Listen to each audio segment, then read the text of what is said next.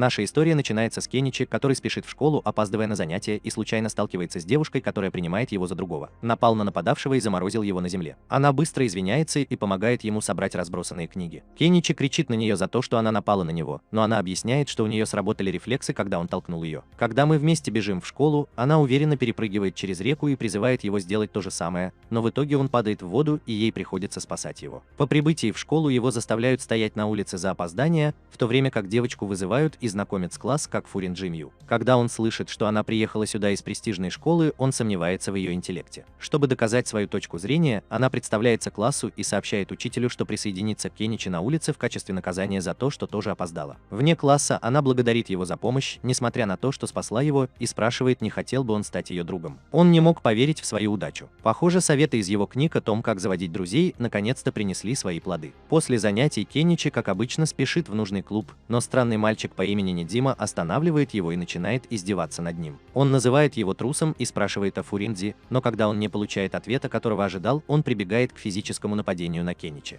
В клубе Карат его сильно избили, и все смеются над ним, называя неудачником. Когда клуб закрывается, его заставляют делать всю уборку. Закончив свою рутинную работу, он начинает тренироваться на боксерской груше. Но грузный парень по имени Дэймон Дзи останавливает его и бьет кулаком в живот, говоря, что он не заслуживает быть в этом клубе, так как он слабый. Дэймон Дзи угрожает ему уйти из клуба, но Каничи спрашивает, сможет ли он продолжить, если станет достаточно сильным. В ответ Дэймон Дзи насмехается над ним, вызывая его на матч через неделю, где проигравший должен покинуть клуб. Позже по дороге домой он читает книгу о том, как стать сильным, и мечтает стать героем, сражающимся со злодеями. Внезапно он видит, как какие-то головорезы беспокоят Фуринджи и старика. Вместо того, чтобы быть героем, Кеничи убегает как цыпленок. Он ругает себя за то, что сбежал, когда она, которая должна была быть его другом, попала в беду. Охваченный чувством вины, он возвращается на место происшествия, чтобы попытаться остановить плохих парней. Черт возьми, он наносит удары, надеясь, что один из них попадет в цель, но когда это происходит, это не оказывает никакого воздействия. Разозленные этим, они хватают его и достают нож.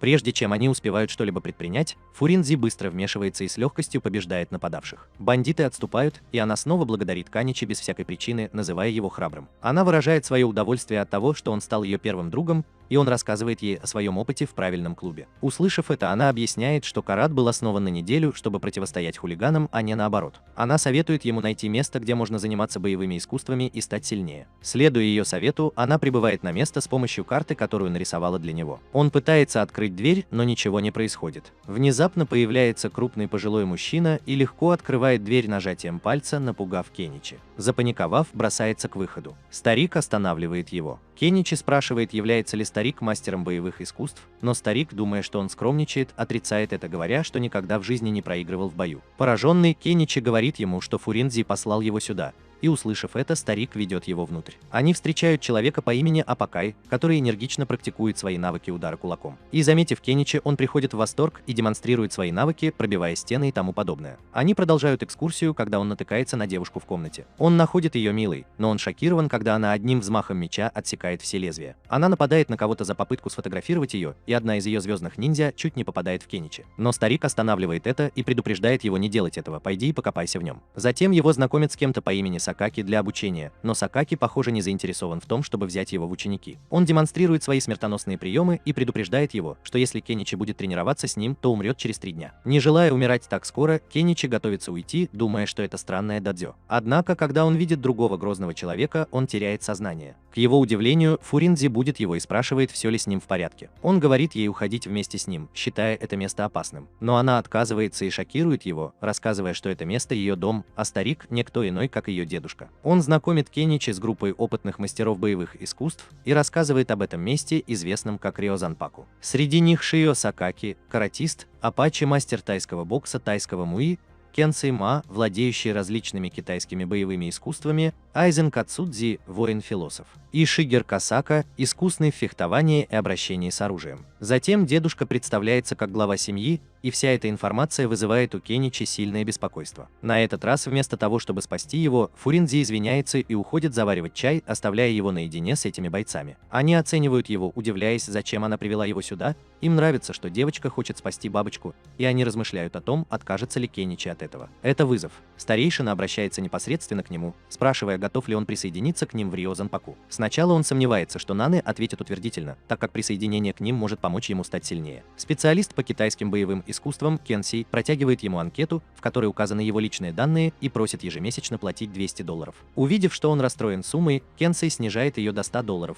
а затем и до $50. Кажется, что все, чего они хотят, это деньги, и им все равно, сколько их будет, лишь бы они их получили. Как раз в этот момент Фуриндзи возвращается с чаем для всех и начинает обслуживать всех хозяев. Старейшина оправдывает плату и говорит Кеничи, что они столкнулись с финансовыми трудностями. И только благодаря исключительным бухгалтерским навыкам Фуриндзи им удалось удержаться на плаву во время этого кризиса. Услышав о других ее обязанностях в этом доме, он вообразил, что они обращаются с ней как со служанкой. И решил приходить сюда каждый день, по крайней мере для того, чтобы защитить ее. Старший назначает Ака таким же учителем Кеничи, поскольку у него есть некоторый опыт преподавания и он известен своим относительно сдержанным подходом. Наименее вероятно, что они подвергнут жизнь Кеничи опасности во время тренировочного процесса. Кеничи уже начинает бояться за свою жизнь и сожалеть о своем решении. Не теряя времени, Акасаин спрашивает его о его опыте в боевых искусствах, и он признает, что у него нет никакого опыта, и рассказывает ему о травле в школе. Акане уверяет его, что джиу-джитсу может помочь ему в самообороне и обещает не быть чрезмерно строгим инструктором. Но когда начинается тренировка, он испытывает сильнейший шок в своей жизни, испытание на выносливость, во время которого ему приходится таскать большие кувшины, сохраняя равновесие. Если он споткнется даже слегка, в него вонзятся иглы, и он получит ожог снизу.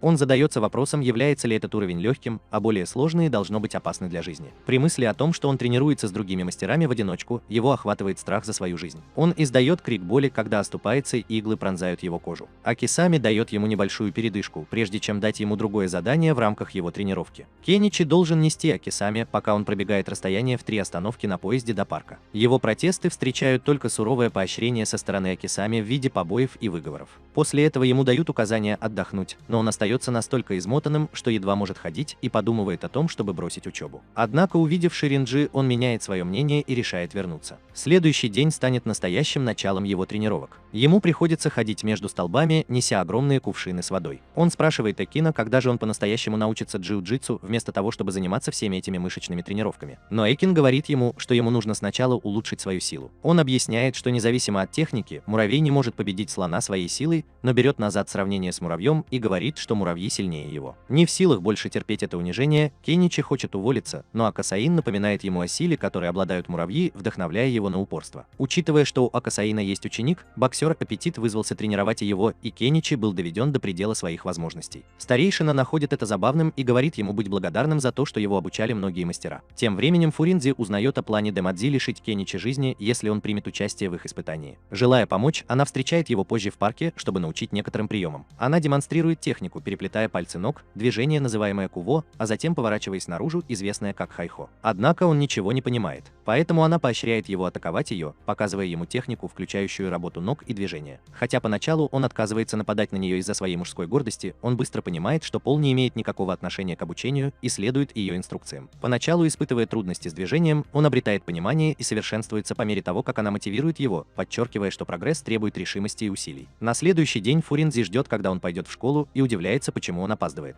Вскоре она видит, как Кеничи направляется к ней, отрабатывая технику шага, которой она научила его вчера. Он говорит ей, что несмотря на то, что он начал рано, из-за того, что он идет этим путем, он опоздал, и просит ее идти дальше без него. Но она отказывается, настаивая на своей роли поддерживающего друга, и терпеливо идет с ним на занятия. Его успехи будут проверены, когда он поступит в нужный клуб, чтобы встретиться с вызовом Даймонджи на матч. Дуэль начинается, и он обнаруживает, что борется с атаками Даймонджи. Опираясь на наставление Фуриндзи, ему удается уклониться от атаки Даймонджи. Он продолжает уклоняться от атак, и его решимость проявляется, когда он использует новую технику, заставляя Даймонджи спотыкаться и падать. Кеничи объявил победителя, несмотря на протесты Даймонджи, утверждающего, что он использовал ограниченный прием броска. Даймонджи просит покинуть клуб в соответствии с его предыдущими условиями, но Кеничи вмешивается и признает, что использовал ограниченные приемы для получения преимущества. И вместо этого признает поражение. Он покидает правильный клуб, разочарованный, но гордый своими усилиями. Нидзима встречает его на улице и хвалит за хорошую борьбу. Он собирается уходить, но Кеничи останавливает его и благодарит. Затем Нидзима раскрывает ключевую информацию. Судья сегодняшнего матча по имени Цукуба горит желанием сразиться и продемонстрировать свои навыки. Кеничи начинает паниковать, так как Цукаба является лучшим бойцом в своем клубе и размышляет о своей судьбе. Нидзима насмехается над ним, говоря, что с ним будет покончено в кратчайшие сроки, и уходит, безумно смеясь. На следующий день в школе двое мальчиков считают Фуриндзи милой и пытаются сблизиться с ней. Однако они застигнуты врасплох, когда она игнорирует их и подходит к Кеничи, который, похоже, подавлен подавлен вчерашними событиями. Она сообщает ему, не подозревая его отношении, что вступила в гимнастический клуб, и спрашивает, в какой клуб он вступил, учитывая, что он больше не является членом клуба. Студент-каратист. Он говорит ей очень смущенно, что вступил в клуб садоводов, а потом уходит поливать растения и предается жалости к себе. Но она останавливает его, понимая наконец, что он чувствует, и не зная, что с ним делать. Просто Нидзима прерывает ее и представляется ей как лучший друг Кеничи. Полагая, что это правда, она представляется сама, вызывая зависть своих одноклассников.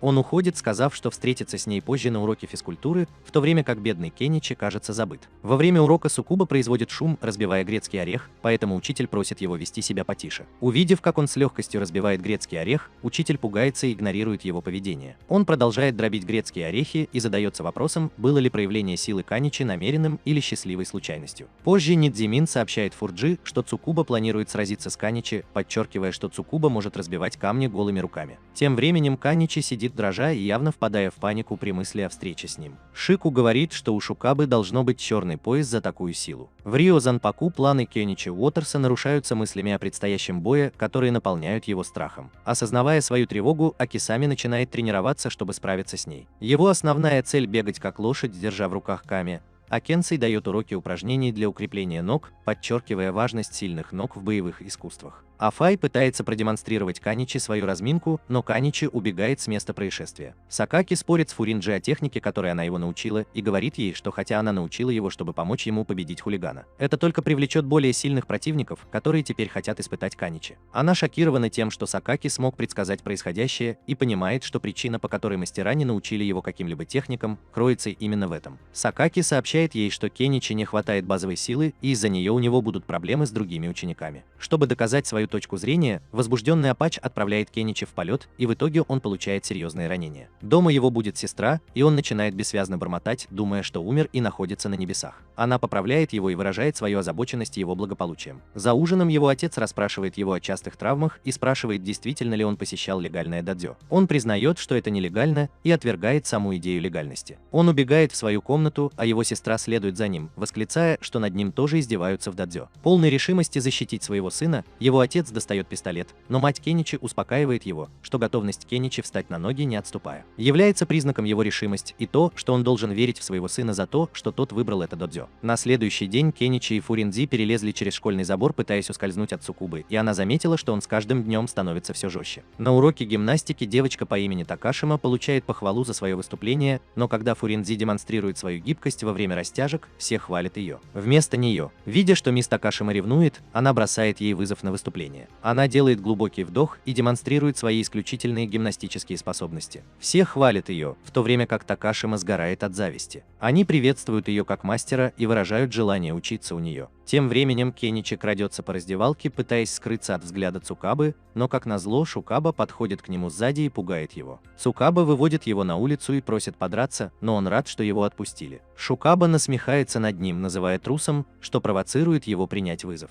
Шукаба одолел Кеничи и жестоко избил его. Несмотря на поражение, он отказывается сдаваться и крепко держит Цукабу за ногу. Шукаба пинает его, чтобы он отпустил, и в конце концов он отступает, выбившись из сил, и Цукаба замечает, что у него появился синяк от сильной хватки Кеничи. Фуринзи возвращается домой, находит там Кеничи и спрашивает о его травмах. Но он говорит ей, что упал с лестницы, и уходит. Сакаки сообщает ей, что многие мужчины стесняются выражать свои страдания женщинам, и советует ей оставить его в покое. Акасин ухаживает за ранами Кеничи и ограничивает потери, несмотря на свою тяжелую работу. Акасин интересуется его намерениями и выражает желание встретиться лицом к лицу с Цукубой и заставить его признать свою силу и храбрость. Акасин успокаивает его и сообщает, что его обучение технике начнется на следующий день. Желания Кеничи заставляют его задуматься над словами, которые он однажды сказал своему учителю, подчеркивая важность своей веры в справедливость. Узнав, что завтра Кеничи сможет обучаться технике, Апачи заявляет о своей готовности помочь ему. Но Акасин предупреждает его о том, что нужно понимать пределы своих возможностей. Но Апака игнорирует это и продолжает с энтузиазмом принимать Каничи в качестве своего первого ученика. На следующий день Акасам приносит жутковатую статую Будды и формирует Кеничи, чтобы тот научил его технике, называемой бросание божества Кри. Кеничи просит бросить статую, но ему кажется, что ее слишком слишком трудно поднять. А Косёв инструктирует его сосредоточиться на центре тяжести и объясняет, что если он сможет нарушить равновесие противника, то сможет легко опрокинуть его. Далее он получает инструкции от Кенсия, который демонстрирует технику контратаки с помощью Фурин-Ди. Он практикует эту технику, но когда Апачи приходит, чтобы научить его, он убегает. Однако Шугар ловит его и передает Апачу как кусок мяса. Он неохотно принимает свою судьбу и надевает боксерские перчатки, опасаясь за свою жизнь. Вначале тренировка проходит гладко, он бьет Апача,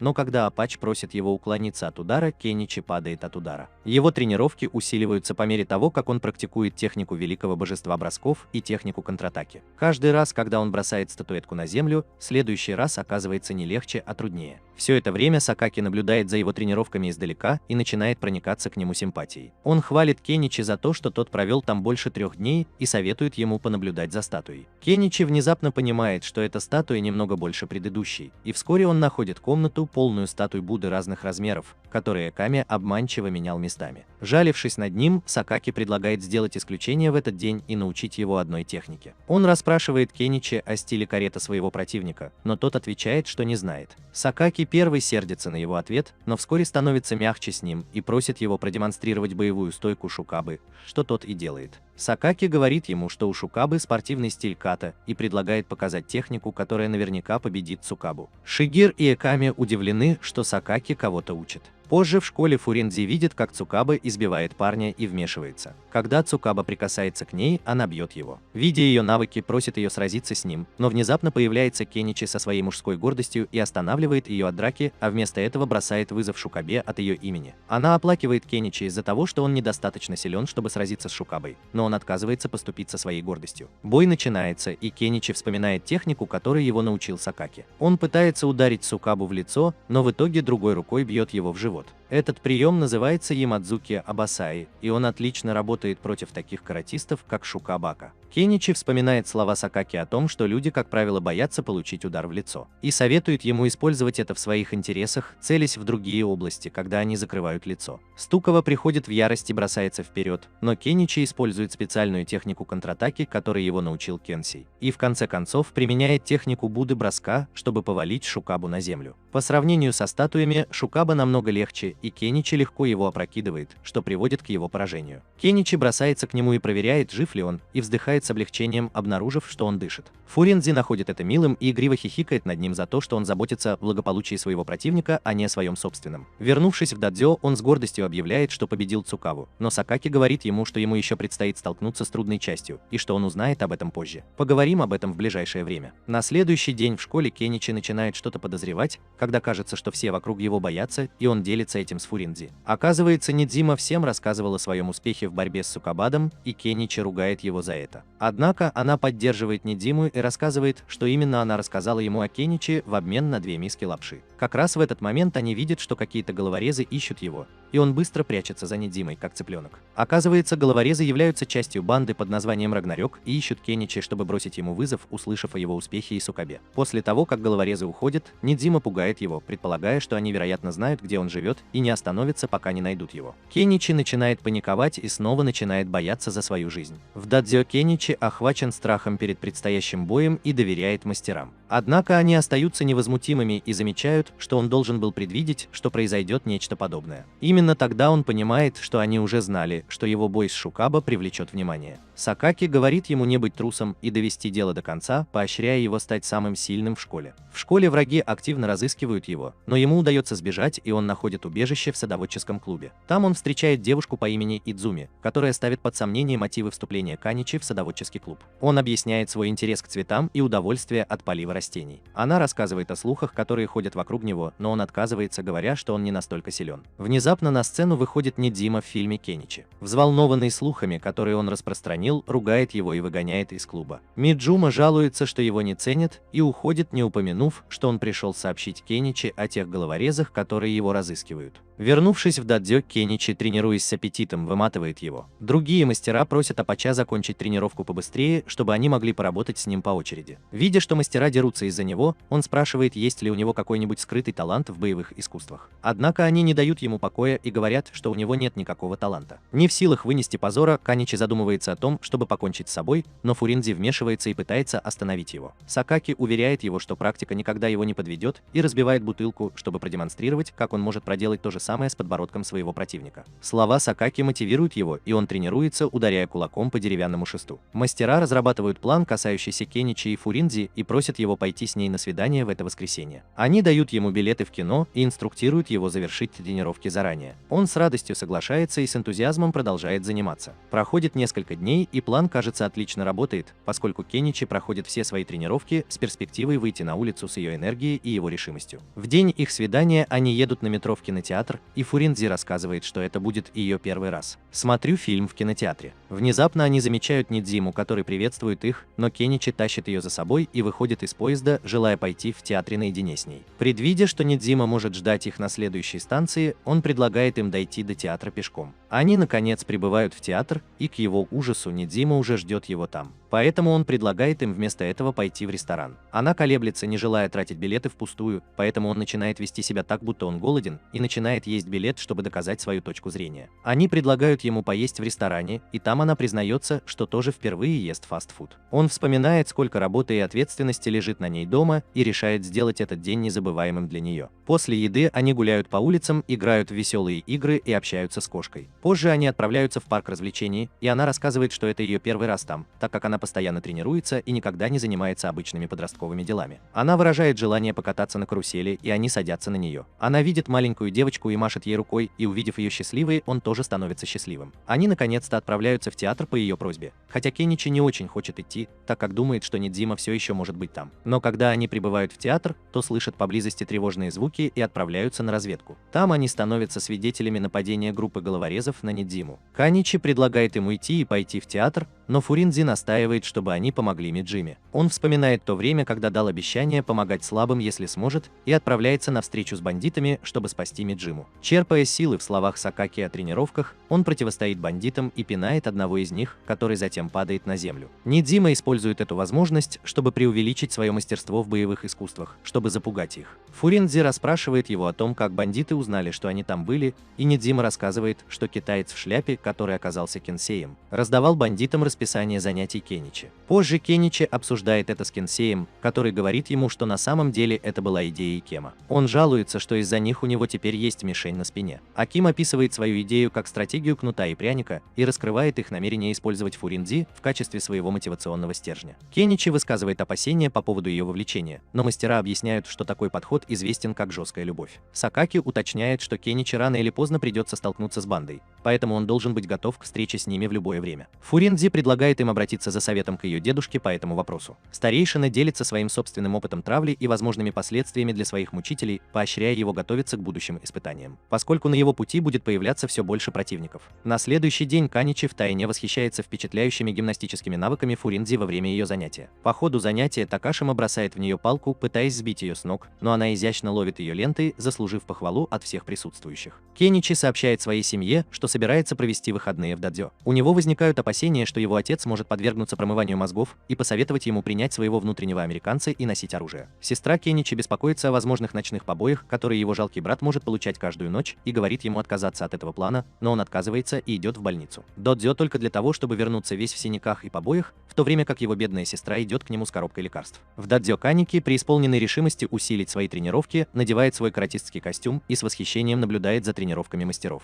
Однако, когда он подходит к Шигир и спрашивает о ее планах, она уходит, не отвечая. Акиса сообщает ему, что в течение следующих 2 дней он должен заниматься интенсивными тренировками и представляет разработанное им устройство под названием «Великий бегун на ногах». Это устройство предназначено для повышения гибкости человека, что является важным аспектом боевых искусств. Акасам просит Фуринзи помочь ему. Когда она нажимает на устройство, оно раздвигает ноги Кеничи, заставляя его кричать от боли, выражая свою неспособность больше терпеть это. Аксисин объясняет, что устройство предназначено для постепенного разведения ног на 180 градусов через 16 часов, и что если он хочет остановиться, он нужно использовать стоп-слово. Фуринзи продолжает нажимать на устройство, а Кеничи продолжает кричать, но он начинает немного расслабляться, когда она помогает ему выполнить раскол. Внезапно в комнату врывается сестра Кеничи, которая тайно наблюдала за его борьбой. Ее появление приводит к тому, что Фиринги падает на Кеничи, случайно заставляя его развернуться на 180 градусов, прежде чем он успел произнести стоп-слово. Его сестра пытается обнять его, но он отталкивает ее, не в силах вынести боль. А Касим вмешивается и проверяет состояние Кеничи. Он пинает Кеничи по ноге, чудесным образом облегчая боль. А Касам рассказывает о своем опыте в иглоукалывании и уверяет Кеничи, что он может сломать столько костей, сколько захочет, поскольку он здесь для того, чтобы их срастить. Когда Кеничи знакомит свою сестру с Фуринджи, она комментирует, какая она милая, но его сестра обвиняет Фуринджи в том, что он играет эмоциями ее брата. Она уговаривает Кеничи пойти с ней домой и пытается затащить его за руки, но он вырывается и остается в дадзё. Его сестра расстраивается и отдает подарок, который ее мать подарила Фуринзе перед уходом. Фуринзе упоминает, что Кеничи повезло, что у него есть сестра, поэтому он расспрашивает о ее семье. Она с грустью рассказывает ему, что ее родители умерли и что дедушка – это все, что у нее осталось, прежде чем уехать. Учителя дразнят его, предполагая, что он причинил ей эмоциональную боль. Он размышляет о ее таланте и предполагает, что ее трагическое прошлое могло подтолкнуть ее к занятиям боевыми искусствами в детстве. Переполненный эмоциями, решает извиниться перед ней, но ему мешает Акасим, который передает его в Апаче для дальнейшего обучения. Шигер возвращается и спрашивает о Кеничи, который весь в синяках и ссадинах после тренировки с Апаче. Старший спрашивает, не беспокоит ли ее это, но она отвечает, что нет, и уходит. Он размышляет о положительном влиянии Кеничи на всех с момента его появления. За ужином Кеничи был удивлен, увидев, что Фуринзи приготовил множество блюд. Он спросил, почему Шугар не присоединилась к ним за ужином, и Фуринзи объяснил, что Шугар предпочитает есть в одиночестве. Когда он собирается поесть,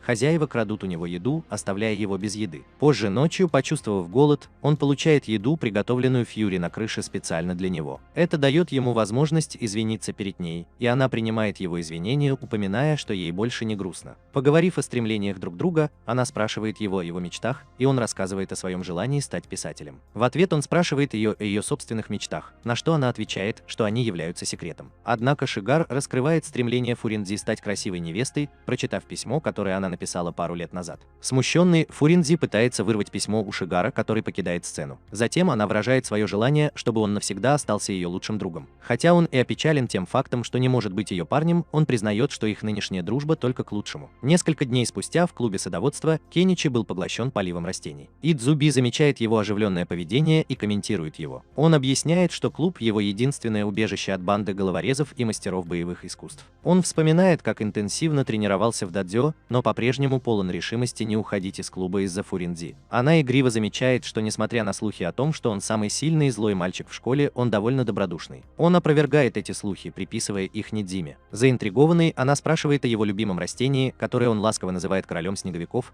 и он выражает свою озабоченность по поводу его медленный рост. Тем временем Нидзима шпионит за ними снаружи и думает про себя, что Кеничи ни за что не выживет против головорезов, поскольку он был свидетелем их нападения. Жестокие нападения, совершенные ранее. В дадзё Кеничи практикуется в нанесении ударов, но Сакаки исправляет его осанку и демонстрирует, как правильно наносить удары, разбивая стену голыми руками. Кеничи говорит, что он не может быть таким, как он, потому что у него нет огромных мышц. Сакаки говорит ему, чтобы он не оправдывался, и призывает Фуринзи продемонстрировать это. Он объясняет, что только с точки зрения мышечной силы она слабее его, и просит ее продемонстрировать свои удары. Она демонстрирует свое мастерство, выполняя 6 сильных и точных ударов за 2 секунды, что повергает Кеничи в шок. Сакаки объясняет нюансы стилей карате, нахат, который подчеркивает силу мышц, и шурити, который фокусируется на скорости ударов кулаками. Он говорит Кеничи, что со временем тот должен овладеть обоими стилями, но сейчас ему следует начать с шури и сосредоточиться на скорости. Кенсей прерывает их и заявляет, что теперь его очередь учить Кеничи. Он демонстрирует движения, освобождающие руки, и поощряет Кеничи практиковать его по соседству, в то время как сам предается чтению несколько неподходящей книги. Когда Кеничи практикует своеобразное размахивание руками на улицах, зрители смеются над ним, ставя его в неловкое положение. Однако, несмотря на это, он серьезно относится к упражнению и упорствует. Видя его решимость, Фиоринти тоже присоединяется к нему. Она говорит ему, что это упражнение для расслабления мышц, и объясняет, что когда он сильно размахивает рукой в одном направлении, это также задействует силу в противоположном направлении. Они продолжают беседовать во время выполнения упражнения, когда неожиданно сталкиваются с головорезом из группы Рагнарёк. Этот головорез представляется как Тайчи и нападает на Фуринджи, заявляя о своем намерении сделать ее своей девушкой, победив Кеничи. Разъяренный его дерзостью, она резко реагирует реагирует, но он отвечает маниакальным смехом. Друзья Тайчи окружают Кеничи и Фуринзи, эффективно заманивая их в ловушку и делая, казалось бы, невозможную атаку. Но, к их счастью, Сакаки появляется из ниоткуда и вмешивается. Думая, что сейчас самое подходящее время для тренировки Кеничи, он инструктирует его о важности правильной стойки, прежде чем отойти, чтобы тот мог разобраться с головорезами. Не давая Сакаки уйти, Тайчи начинает атаку на Кеничи, в результате чего тот падает. Разъяренный Ширинджи вырывается из рук бандита и дает им отпор. Кеничи понимает, что совершил ошибку, двигаясь слишком медленно, и пытается отразить атаку Тайчи, но у него ничего не получается. Поэтому он использует размах руки Кенсия и побеждает его, оставляя дезориентированным. Не в силах смириться со своим поражением, Тайчи просит остальных напасть на него, но Фуринзи побеждает их всех и извиняется перед ним за то, что не спас ему нескольких головорезов. Испуганный Тайчи убегает с места происшествия, называя ее монстром, а Кеничи пытается утешить ее. В дадзё Сакаки хвалит его за победу и спрашивает, помогли ли ему тренировки в борьбе с бандитами. Кеничи отвечает, что это действительно было полезно, но в частном порядке он признает, что на самом деле именно техника Кензи позволила ему нанести удачный удар по голени Тайчи. Затем Сакаки сообщает ему, что Апачай расстроен из-за него. Из-за того, что он пропустил тренировку в тот день, он идет к Апачаю, чтобы извиниться и объяснить ситуацию. На следующий день Сакаки поручает Кеничи тренироваться с Шуринджи, а затем уходит. Акисами делает то же самое и просит его тренироваться вместе с ней. Он учит его использовать как атакующие, так и оборонительные приемы одновременно и вводит новые элементы в его тренировочный процесс. Во время тренировки с Апачи Каничи пытается уклониться от него, бросая статуэтки Будды. Увидев это, Акасам жалуется Кенсию на поврежденные статуи, и они обсуждают нетрадиционные методы обучения Апача. В школе Кеничи беспокоится о своих успехах в тренировках и ищет утешения в клубе садоводства. Но когда он приходит в клуб, то обнаруживает, что Идзуми находится в плену у Даймондзи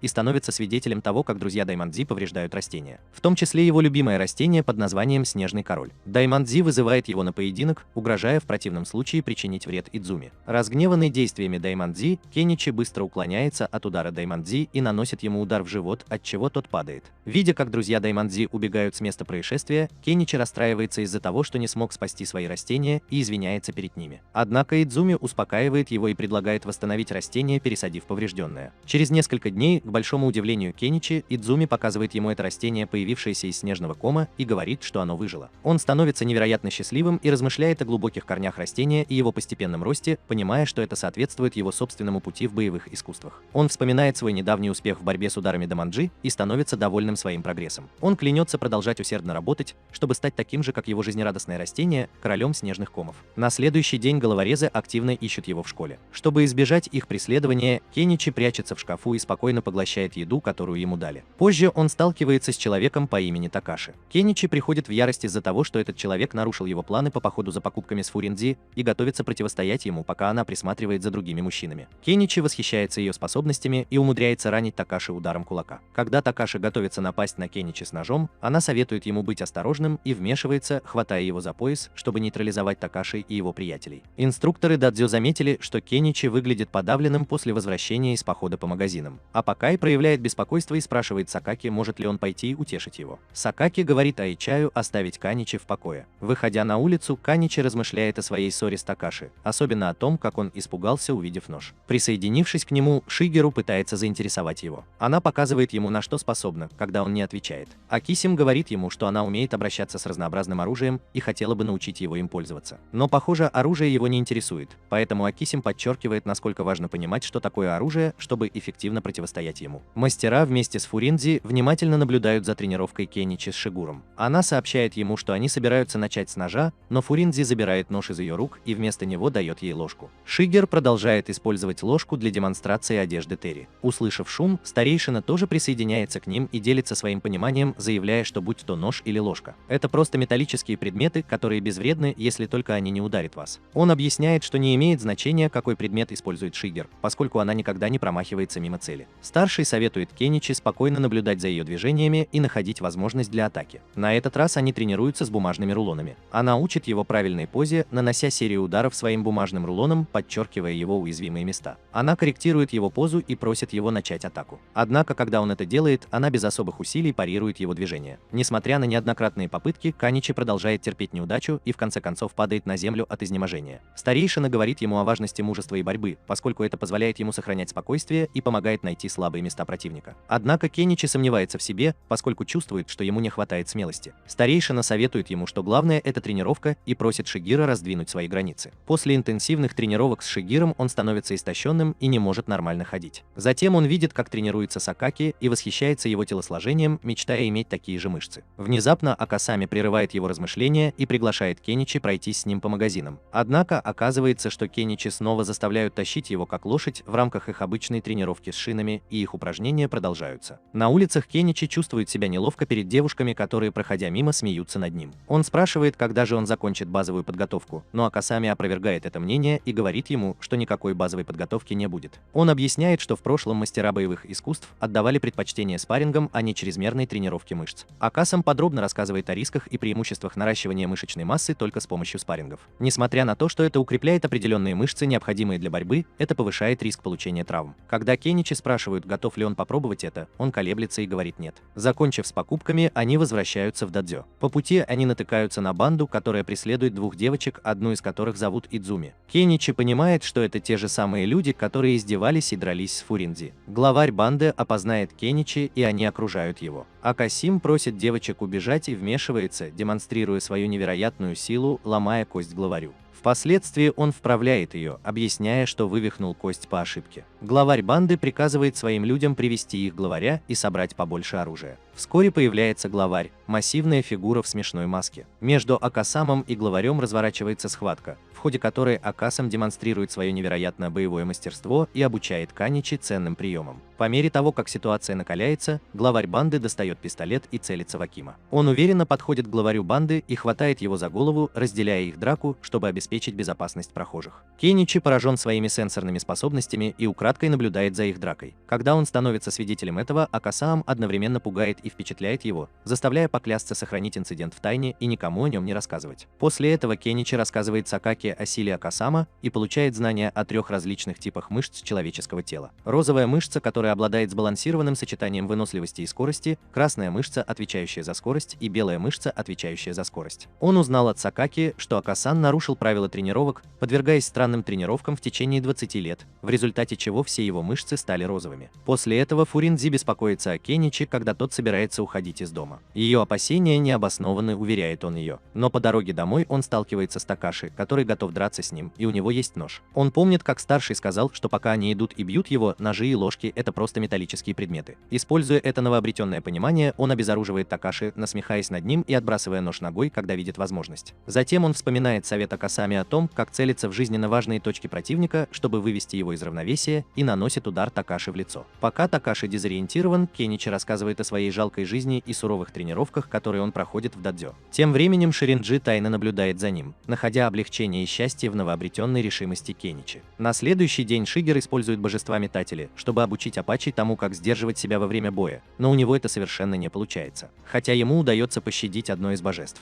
Видя это улучшение, он приходит в неистовство, взволнованный тем, что наконец-то обрел достаточный контроль, чтобы научить Каничи тайским техникам мевэй. В школе какие-то головорезы из группы Рагнарёк приходят в класс Каничи и спрашивают о его местонахождении, так что его одноклассники говорят, что он всегда пропадает в обеденное время. Главарь банды думает, что они его прикрывают. Поэтому он избивает одного из парней и угрожает ему, но тот не отвечает. Испуганный кот говорит ему, что Кеничи обычно тусуется с Фуранджи и исчезает в воздухе. В конце концов, главарь банды бросает повешенного мальчика и направляется прямо к шкафчику, опуская его с такой уверенностью, потому что он думает, что там может прятаться Кеничи. Но он находит только жуткого вида куклу с надписью, гласящей, что Кеничи победит их банду. Один из участников группы, Такита, истерически расхохотался, потому что их лидер, Юкита, выглядел вполне уверенным, что найдет Кеничи в шкафчике, но обнаружил только его глупую куклу, насмехающуюся над их игрой. Пока все это продолжалось, Кеничи был на крыше вместе с Фуринджи в поисках жуткой куклы Руби, данной ему Апачами, чтобы защитить его от головорезов. Как раз в тот момент, когда они подумали, что нашли идеальное убежище, Фурунджи увидел руку, пытающуюся забраться на крышу,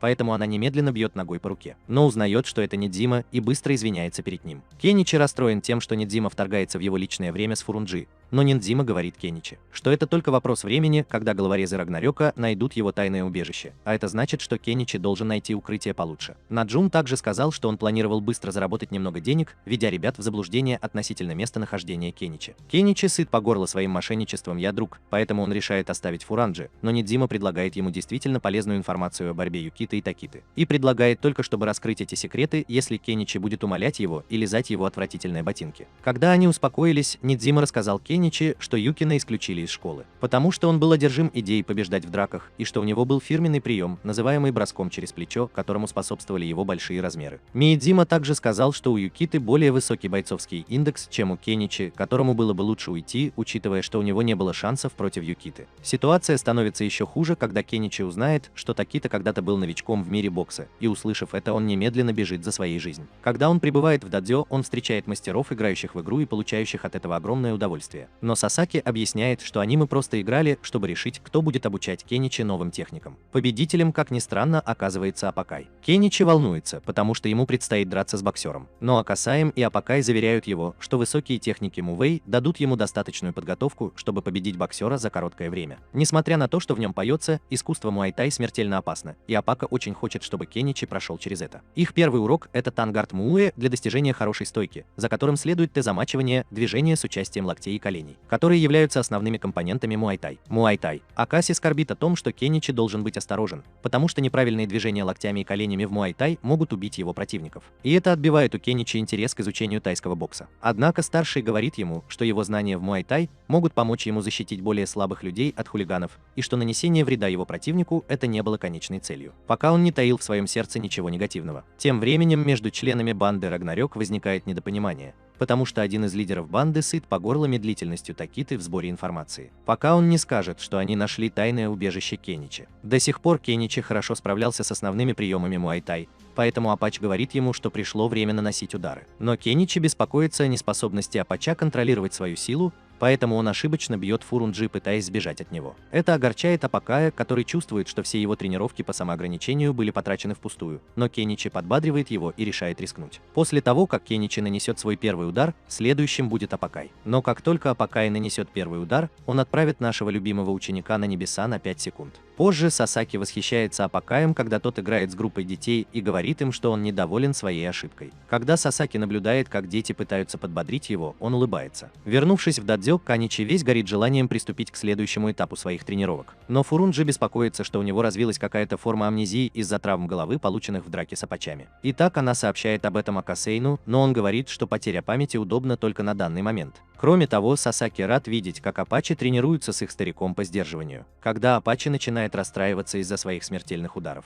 Его хозяин говорит ему вести свои бои с Кеничи так, как будто он просто играет с соседскими детьми, а не занимается каким-то видом боевых искусств. Кеничи все еще в приподнятом настроении, ему не терпится продолжить тренировки с Апачи. Но по дороге Шигар предлагает ему шлем, чтобы защитить голову от возможных травм. Однако он игнорирует ее и удивляется, когда это на нее нашло. Когда он приходит на тренировочную площадку, Апакай обещает ему быть осторожным в этот раз, но Кеничи чувствует, что это дежавю. Когда начинается тренировка, Сасаки задается вопросом, пригодятся ли советы старейшины Апачу. Так вот, старейшина говорит ему, что Апач жесток только в реальных боях из-за своих рефлексов, но поскольку у него мягкое сердце, он легко справится с этим. Сасаки подтверждает это, говоря, что Апачи – самый беззаботный человек из всех, кого он знает. Старейшина одобряет заботу Сасаки о своем друге, потому что он специально попросил старейшину обучить Апачи, но Сасаки чувствует себя преданной, потому что это должно было стать ее маленьким секретом. Пока они продолжают тренировку, настала очередь Апача нанести удар, и он едва не нанес Кеничи еще один смертельный удар. Но он помнит слова старейшины и представляет Кеничи ребенком. Когда он наконец наносит удар, он получается таким мягким, что Кеничи едва касается земли. Все удивлены и впечатлены тем, что удар Апача не причинил Кеничи никакого реального вреда. Но когда он позже ударил его ногой, то отправил беднягу в другой мир, проделав дыру в стене. На следующий день Такита и Юкита отправились в убежище Кеничи, ожидая момента, чтобы наброситься на него. Но, к счастью, Кеничи в тот день не появился. Это означает неприятности для ребят, потому что уже месяц они не могут представить Кеничи своему лидеру ринга, что ставит под угрозу их положение в Рагнарёке. Такита придумал план, который он называет «Миссия невыполнима». Во время тренировки Фуранджи просит Кеничи потренироваться с ней, но он говорит ей, что это противоречит его принципу никогда не бить женщину. Услышав это, Сасаки Сасаки пользуется возможностью поджарить его, говоря ему, что его удары не окажут никакого эффекта на Фуринджи и что она идеальная пара для этого. Партнер, с которым можно практиковаться в спарринге, учитывая, что мастера дадзё слишком продвинуты для него. Фуринзи находит минутку, чтобы лично признать добрую натуру Кеничи, но она внезапно начинает нападать на него и серьезно пинать под зад, и старший говорит ему, что доброта определяется не тем, что он позволяет безжалостно пинать себя по заднице, и что с его стороны было грубо отказываться от сотрудничества, когда Фуранджи искренне стремился улучшить свои боевые навыки. Когда он получил достаточно побоев, он собрался с силами, чтобы сразиться с Фуранджи, но в итоге потерпел поражение, несмотря на то, что она относилась к нему снисходительно. Позже они пьют чай, и Кеничи начинает краснеть, заметив, что они одни в комнате. Она замечает, что он ведет себя странно, и задается вопросом почему, поэтому он быстро меняет тему. Но в мгновение ока снова появляется Нидзюму-1, чтобы испортить Кеничи представление, заставляя Кеничи чувствовать себя сытым по горло и разочарованным. Затем Нидзима сказал, что у него есть кое-какая информация о Таките. Оказывается, он был настолько невероятным бойцом, что выиграл боксерский турнир своим фирменным приемом, который называется неуловимый удар левой. Этот прием представляет собой неожиданный прямой удар левым кулаком в голову противника, в результате чего тот теряет сознание и не помнит о предыдущих событиях. Услышав это, Кеничи говорит, что вероятно скоро умрет. В школе эти два придурка из класса Кеничи строят планы, как пригласить Фуринджи на свидание, поэтому они говорят, что станут с ним лучшими друзьями, чтобы сблизиться с ней. К несчастью для них, в этот момент к ним подходит Юкита и просит их следовать за ним, думая, что они лучшие друзья Кеничи. Во время лекции Кеничи открывает свою книгу только для того, чтобы найти записку от Юкиты, в которой он угрожает убить двух своих лучших друзей. Поначалу Кеничи удивляется, узнав, что у него нет друзей, кроме Фурунджи и, возможно, Нидзимы. Как раз в этот момент учитель объявляет, что Семеима и Тайка отсутствуют. Так что Кеничи понимает, что происходит, но он не может быть менее обеспокоен, потому что они были для него скорее хулиганами, чем друзьями, и не заслуживали того, чтобы их спасали. На крыше Юкита связал так называемых лучших друзей, и все это было по словам Тикиты. Планируйте заманить Кеничи к ним, пока один из них не признается, что вопреки тому, что он думает, они не лучшие друзья Кеничи, а парни, которые раньше издевались над ним. Раздосадованный тем, что они впустую потратили его время, Юкида начинает их рвать, но внезапно чей-то голос приказывает ему отпустить их. Заметив, что Кеничи отсутствует, Фурунджи начинает беспокоиться за него. Юкида наконец-то рад, что Гейл добрался до Кеничи и пытается использовать свой знаменитый бросок через плечо, чтобы уничтожить его. Но Кеничи, к своему большому удивлению, уклоняется от всех его атак. Это расстраивает Юкиту, и он в ярости бежит к Кеничи. Но когда он подходит ближе, Кеничи использует технику коровий лай и коленями бьет его по лицу, отчего тот падает на землю. К несчастью для Кеничи, это движение далось Юките очень тяжело, и он сразу потерял сознание. Увидев это, Кига заряжается и достает белый мел и секундомер. Он рисует мелом квадрат, а когда заканчивает, разбивает его в воздухе голыми руками. Такита говорит Кеничи, что когда-то он был профессиональным боксером, поэтому он мог бы дать себе фору, используя только правую руку. Пригласив Кеничи на ринг, он включает секундомер и начинает двигаться из стороны в сторону в непонятной манере. Он уверенно говорит Кеничи попробовать сбить его с ног, но говорит, что если он будет сбит с ног трижды за один раунд, то проиграет.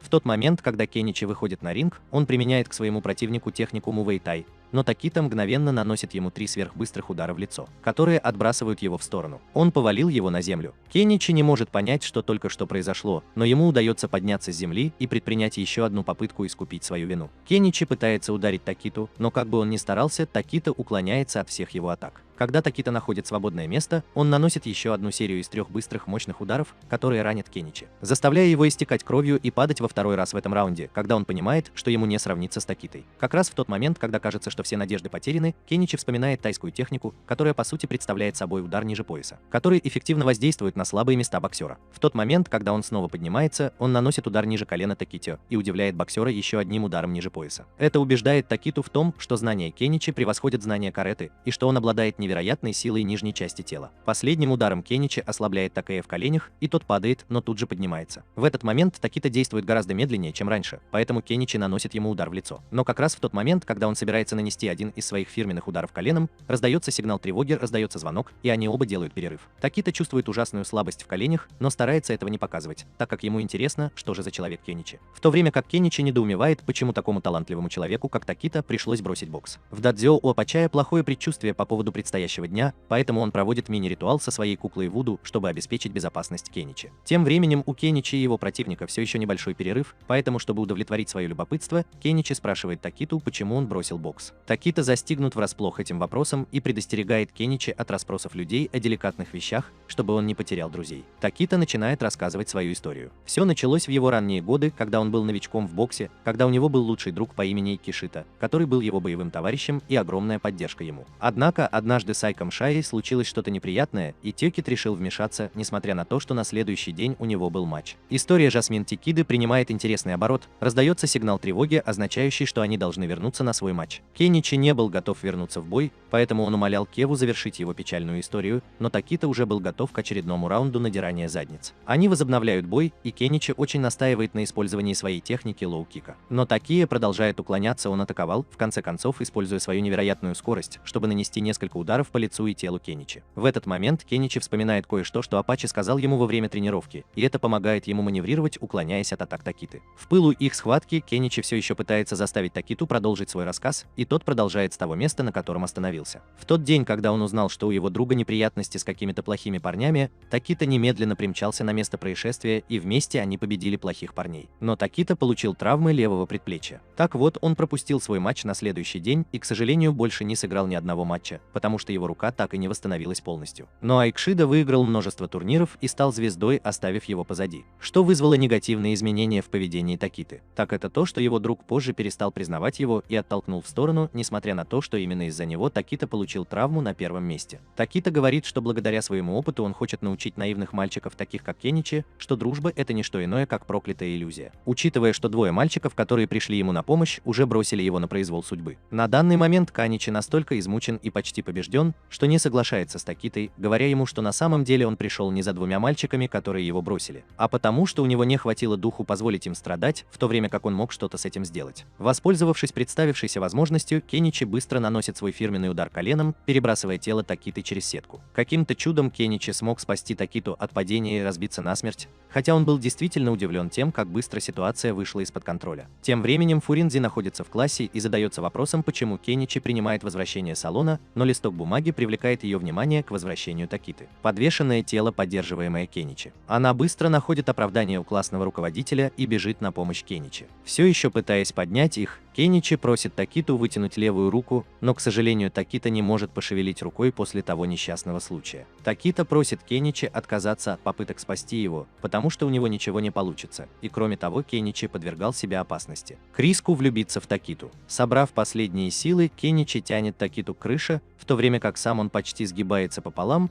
но за чудесное вмешательство Юкиты, который наконец-то пришел в себя. Сразу же после того, как Юкита поднял его и отчитал за то, что он чуть не погиб, Каничи потерял сознание на земле, и Фуринзи вышел ему навстречу в таком состоянии. Разъяренная, она принялась избивать Юкиту и Такиту до полусмерти. Позже Фуринзи отвел их к Амасеку, который обработал их раны, а Такита похвалил ее необычайную силу. Когда Амасек спрашивает Такиту о его поврежденной руке, тот удивляется, потому что никогда не говорил с ним об этом. Затем Амасек отправляет сообщение о руке, хотя это причиняет Таките сильную боль, и говорит ему, что причина, по которой он все это время не мог пошевелить рукой, заключается в том, что он не может пошевелить ею. Пока это происходит из-за проблемы с давлением нерва. Когда Тегда пытается отдернуть руку от боли, он понимает, что к нему вернулось движение в руке. Для Такиги это даже лучше. Эйсаек сказал ему, что теперь он может вернуться к полноценному боксу. Но Эйсаек говорит ему, что ему придется терпеть его болезненные приемы вправления костей примерно 700 раз. Когда Кеничи возвращается домой, он без особых усилий открывает неподатливую банку, с которой ранее боролся его отец. Этот простой подвиг наполняет отца гордостью, признавая силу, которую развил в себе его сын. Лежа в постели, Кеничи просматривает свои многочисленные книги по саморазвитию, посвященные романтическим отношениям, и понимает, что ему нужно проявить настойчивость, чтобы пригласить Фуринзи на свидание. Однако приблизиться к ней оказывается непросто, так как она излучает грозную ауру. Заходит его сестра, интересующаяся его материалами для чтения, что приводит к потасовке. Внезапно входит их отец и читает что-то из книги, от чего Кеничи становится очень неуютно. С другой стороны, отец Кеничи не придает большого значения этим своеобразным книгам по самопомощи. Он поощряет своего сына найти свой уникальный способ завоевать сердце Фуринджи. И все же Кеничи выражает неуверенность в себе без книги. Его отец делится личной историей о том, как страстная любовь его жены заставила ее писать ему многочисленные письма в дни их молодости. Как раз в этот момент мать Кеничи достает любовные письма, которые посылал ей ее муж, и дразнит, чтобы она прочитала их детям. Но он удерживает ее крепко-накрепко, чтобы сохранить свой секрет в тайне. Когда члены банды Рагнарёк узнают о поражении Текиты, Цудзи высмеивает Кизару за то, что тот положился на боксера. Она признается, что удивлена тем, что Кеничи выжил. Один из членов банды советует ей не позволять Кеничи вступать в другую банду, опасаясь потенциального вреда. Она решает, что единственный выход — устранить мальчика. Услышав это, Суджи предлагает разобраться с Кеничи лично. Позже Кеничи идет извиняться перед двумя хулиганами за то, что втянул их в свои проблемы с членами банды. Они, в свою очередь, удивлены и напуганы, думая, что он готовит им ловушку. Они боятся, что должны извиниться перед ним за то, что убежали после того, как он их спас. В конце концов, они приходят к выводу, что он просто одинокий человек. Практикуя фумидзи, Кеничи упоминает, что ему нужно ей что-то сказать,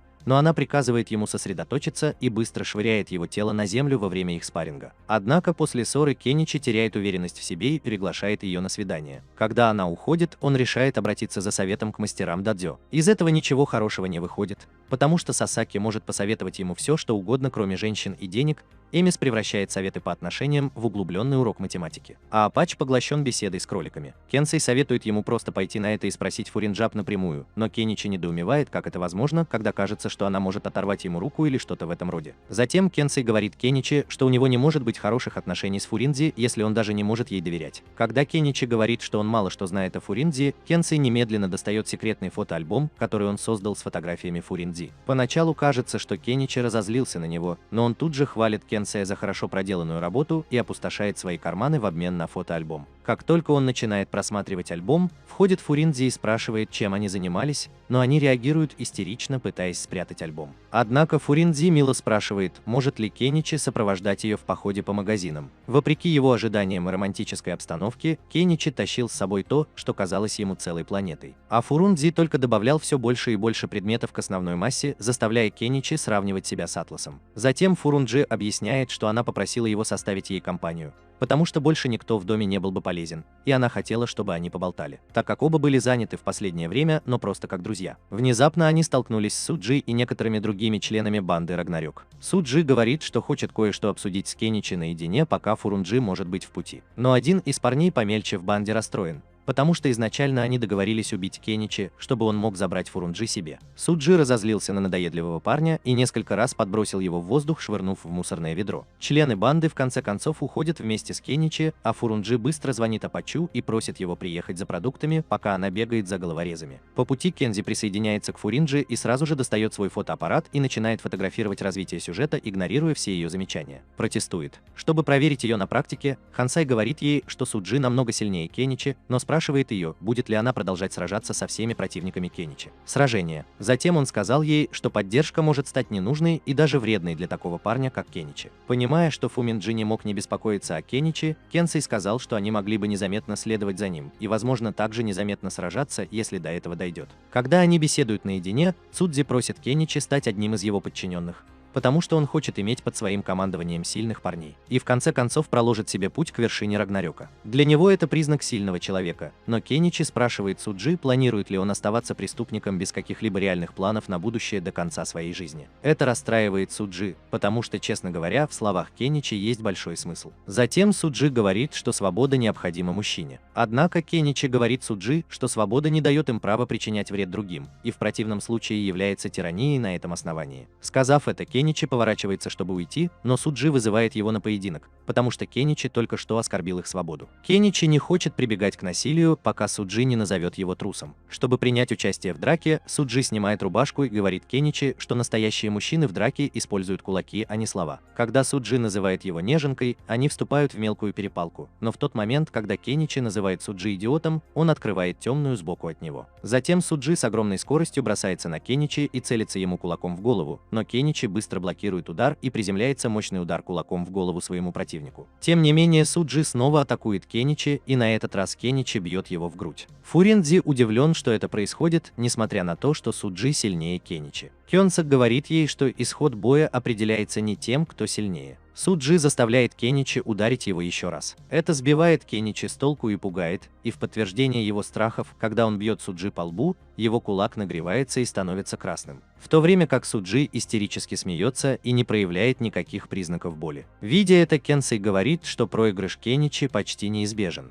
Суджи одерживает верх и обездвиживает ногу Кеничи, прежде чем нанести ему мощный удар в лицо, отправив его на землю. Фуранджи беспокоится о Кеничи, и Суджи советует ему продолжать борьбу или смириться со своим поражением как слабаку. Кеничи встает и пытается вести себя жестко, но Суджи, не теряя времени, снова нападает на него. Он видит приближающийся удар и пытается отразить его, но Суджи быстрее, и он разбивает лицо Кеничи летящим апперкотом. Кенсей боится, что Кеничи вскоре столкнется с унижением и поражением от Суджи. Фурунджи пытается помочь, но он просит ее быть терпеливой и продолжает снимать ее фиолетовую попку на камеру. Суджи откровенно говорит о силе своего противника, заставляя его снова встать, как ни в чем не бывало. Кеничи стоит на своем, когда Суджи бросается на него с быстрым ударом, но он застигнут врасплох, когда Суджи вместо этого бьет его головой. Он пытается отбиться ударом ноги, но его противник блокирует удар и хватает его за ногу, в результате чего Кеничи теряет равновесие и падает. Суджи бьет его ногой по лицу и называет любителем боевых искусств. Вернувшись в дадзё, Апаки и Шигар прибивают к деревьям несколько кукол-талисманов, чтобы даровать Кеничи божественную защиту. Акаси оплакивает их из-за того, что старейшине не понравился их ритуал, и вскоре злой старик прогоняет росу прочь. Кеничи продолжает получать пинки под зад, как последний слабак. Фуранджи действительно отчаянно хочет помочь, но Кенсей говорит ей, чтобы она позволила ему самому сражаться в своих битвах. Суджи удивлен, что Кеничи все еще стоит на ногах, и что у Люфтварпа все еще хватает смелости ему перечить. Он угрожает разорвать тело Кеничи в клочья, но Кеничи не собирается сдаваться без боя, поэтому он говорит ему, чтобы он продолжал в том же духе. Головорезы Суджи все шокированы тем, насколько уверен в себе Кеничи, но они также боятся, что их босс может в конечном итоге убить его из-за гнева. Когда Кеничи надоел своим громким речам, Суджи бросается на завершающий ход. Однако Кеничи быстро перехватывает удар, используя специальную технику, которой Фурунджи научил его ранее. Суджи приземляется на землю, и Кенси ожидает, что Кеничи прикончит его, но тот почему-то медлит. Это позволило Суджи быстро зафиксировать его ногу и опрокинуть на землю. Суджи набрасывается на него и начинает вытягивать его ногу намного сильнее, чем обычно. Фурунджи собирается выскочить из кустов, чтобы помочь ему, но Кенси снова останавливает ее. Он указывает на тот факт, что Такита только что прибыл, чтобы спасти положение. Такия бьет Судзи по лицу, прежде чем маньяк успевает сломать ногу Кеничи как барабанную палочку. Головорезы говорят Таките, что он только что нарушил правила их банды, напав на своего начальника. Однако Такита удивляет их, сообщая, что он больше не является членом банды Рагнарёк. Головорезы пытаются его избить, но он расправляется с ними за считанные секунды с помощью кулаков.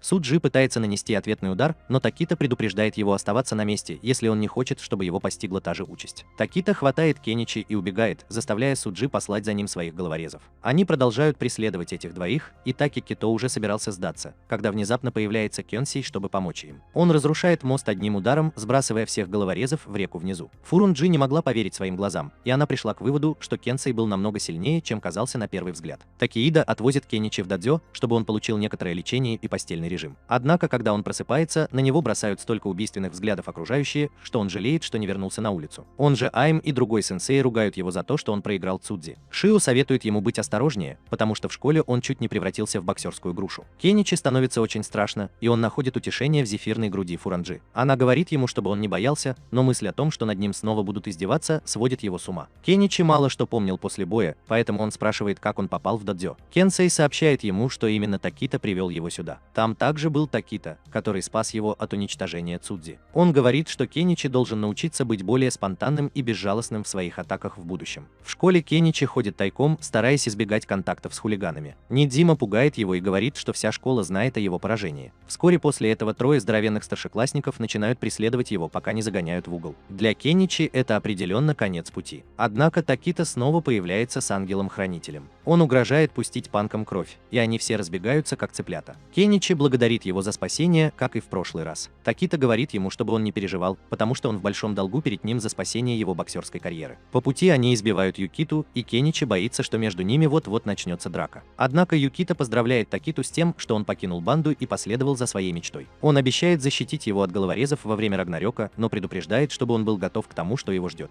Вернувшись в дадзё, Айсин собирает все остальные органы чувств на совещание. Он предлагает создать новый полк интенсивных тренировок, чтобы превратить Кеничи в боевую машину. Старший спрашивает, как этот план сработает. Аксисин объясняет, что сначала они заставят Кеничи стать постоянным жителем додзё. Затем они будут обучать его боевым искусствам до тех пор, пока он не окажется на волосок от смерти. Всем сенсеям понравилась эта идея, и их глаза светятся в предвкушении. В школьном бассейне Фуринзи выходит из воды на зависть всем остальным девочкам. Она проходит мимо двух девушек, которые задаются вопросом, что же им нужно сделать, чтобы получить такое тело, как у нее. По пути она замечает внизу суматоху и, выглянув, видит, что за Кеничи гонятся какие-то хулиганы. Идзуми подходит к ней и спрашивает, какие у нее отношения с Кеничи, ведь они всегда встречаются после клубных мероприятий. Фуринзи отвечает, что они просто друзья. В раздевалке, пока Фуринзи одевается, она по ошибке говорит, что Кеничи останется у нее дома. Идзуби подслушивает и клянется выяснить, что на самом деле происходит между ними. В итоге Кеничи побеждает двух хулиганов, преследующих его, и возвращается в дадзё, где возобновляет возобновляет тренировки. Он отжимается одной рукой под руководством Экисами, и тренировка заканчивается рано, к большому удивлению Кеничи. Он удивляется, почему его учитель вдруг стал добрее. Позже он проводит спарринг с Фуриндзи, и она довольно легко сбивает его с ног. Сасаки вмешивается и просит ее быть помягче с Кеничи, что еще больше удивляет его. Он задается вопросом, не замышляла ли все дадзё что-то недоброе, видя, какими милыми они вдруг стали. Кеничи натыкается на Апачхеда, который случайно дает понять, что что-то замышляется. Подозрения Кеничи еще больше подтверждаются, когда Шугар говорит ему бежать. На встрече с мастерами он просит у них объяснений, и старейшина спрашивает его, нравится ли ему Рюзанпаку, на что он отвечает утвердительно. После этого старейшина приходит в восторг,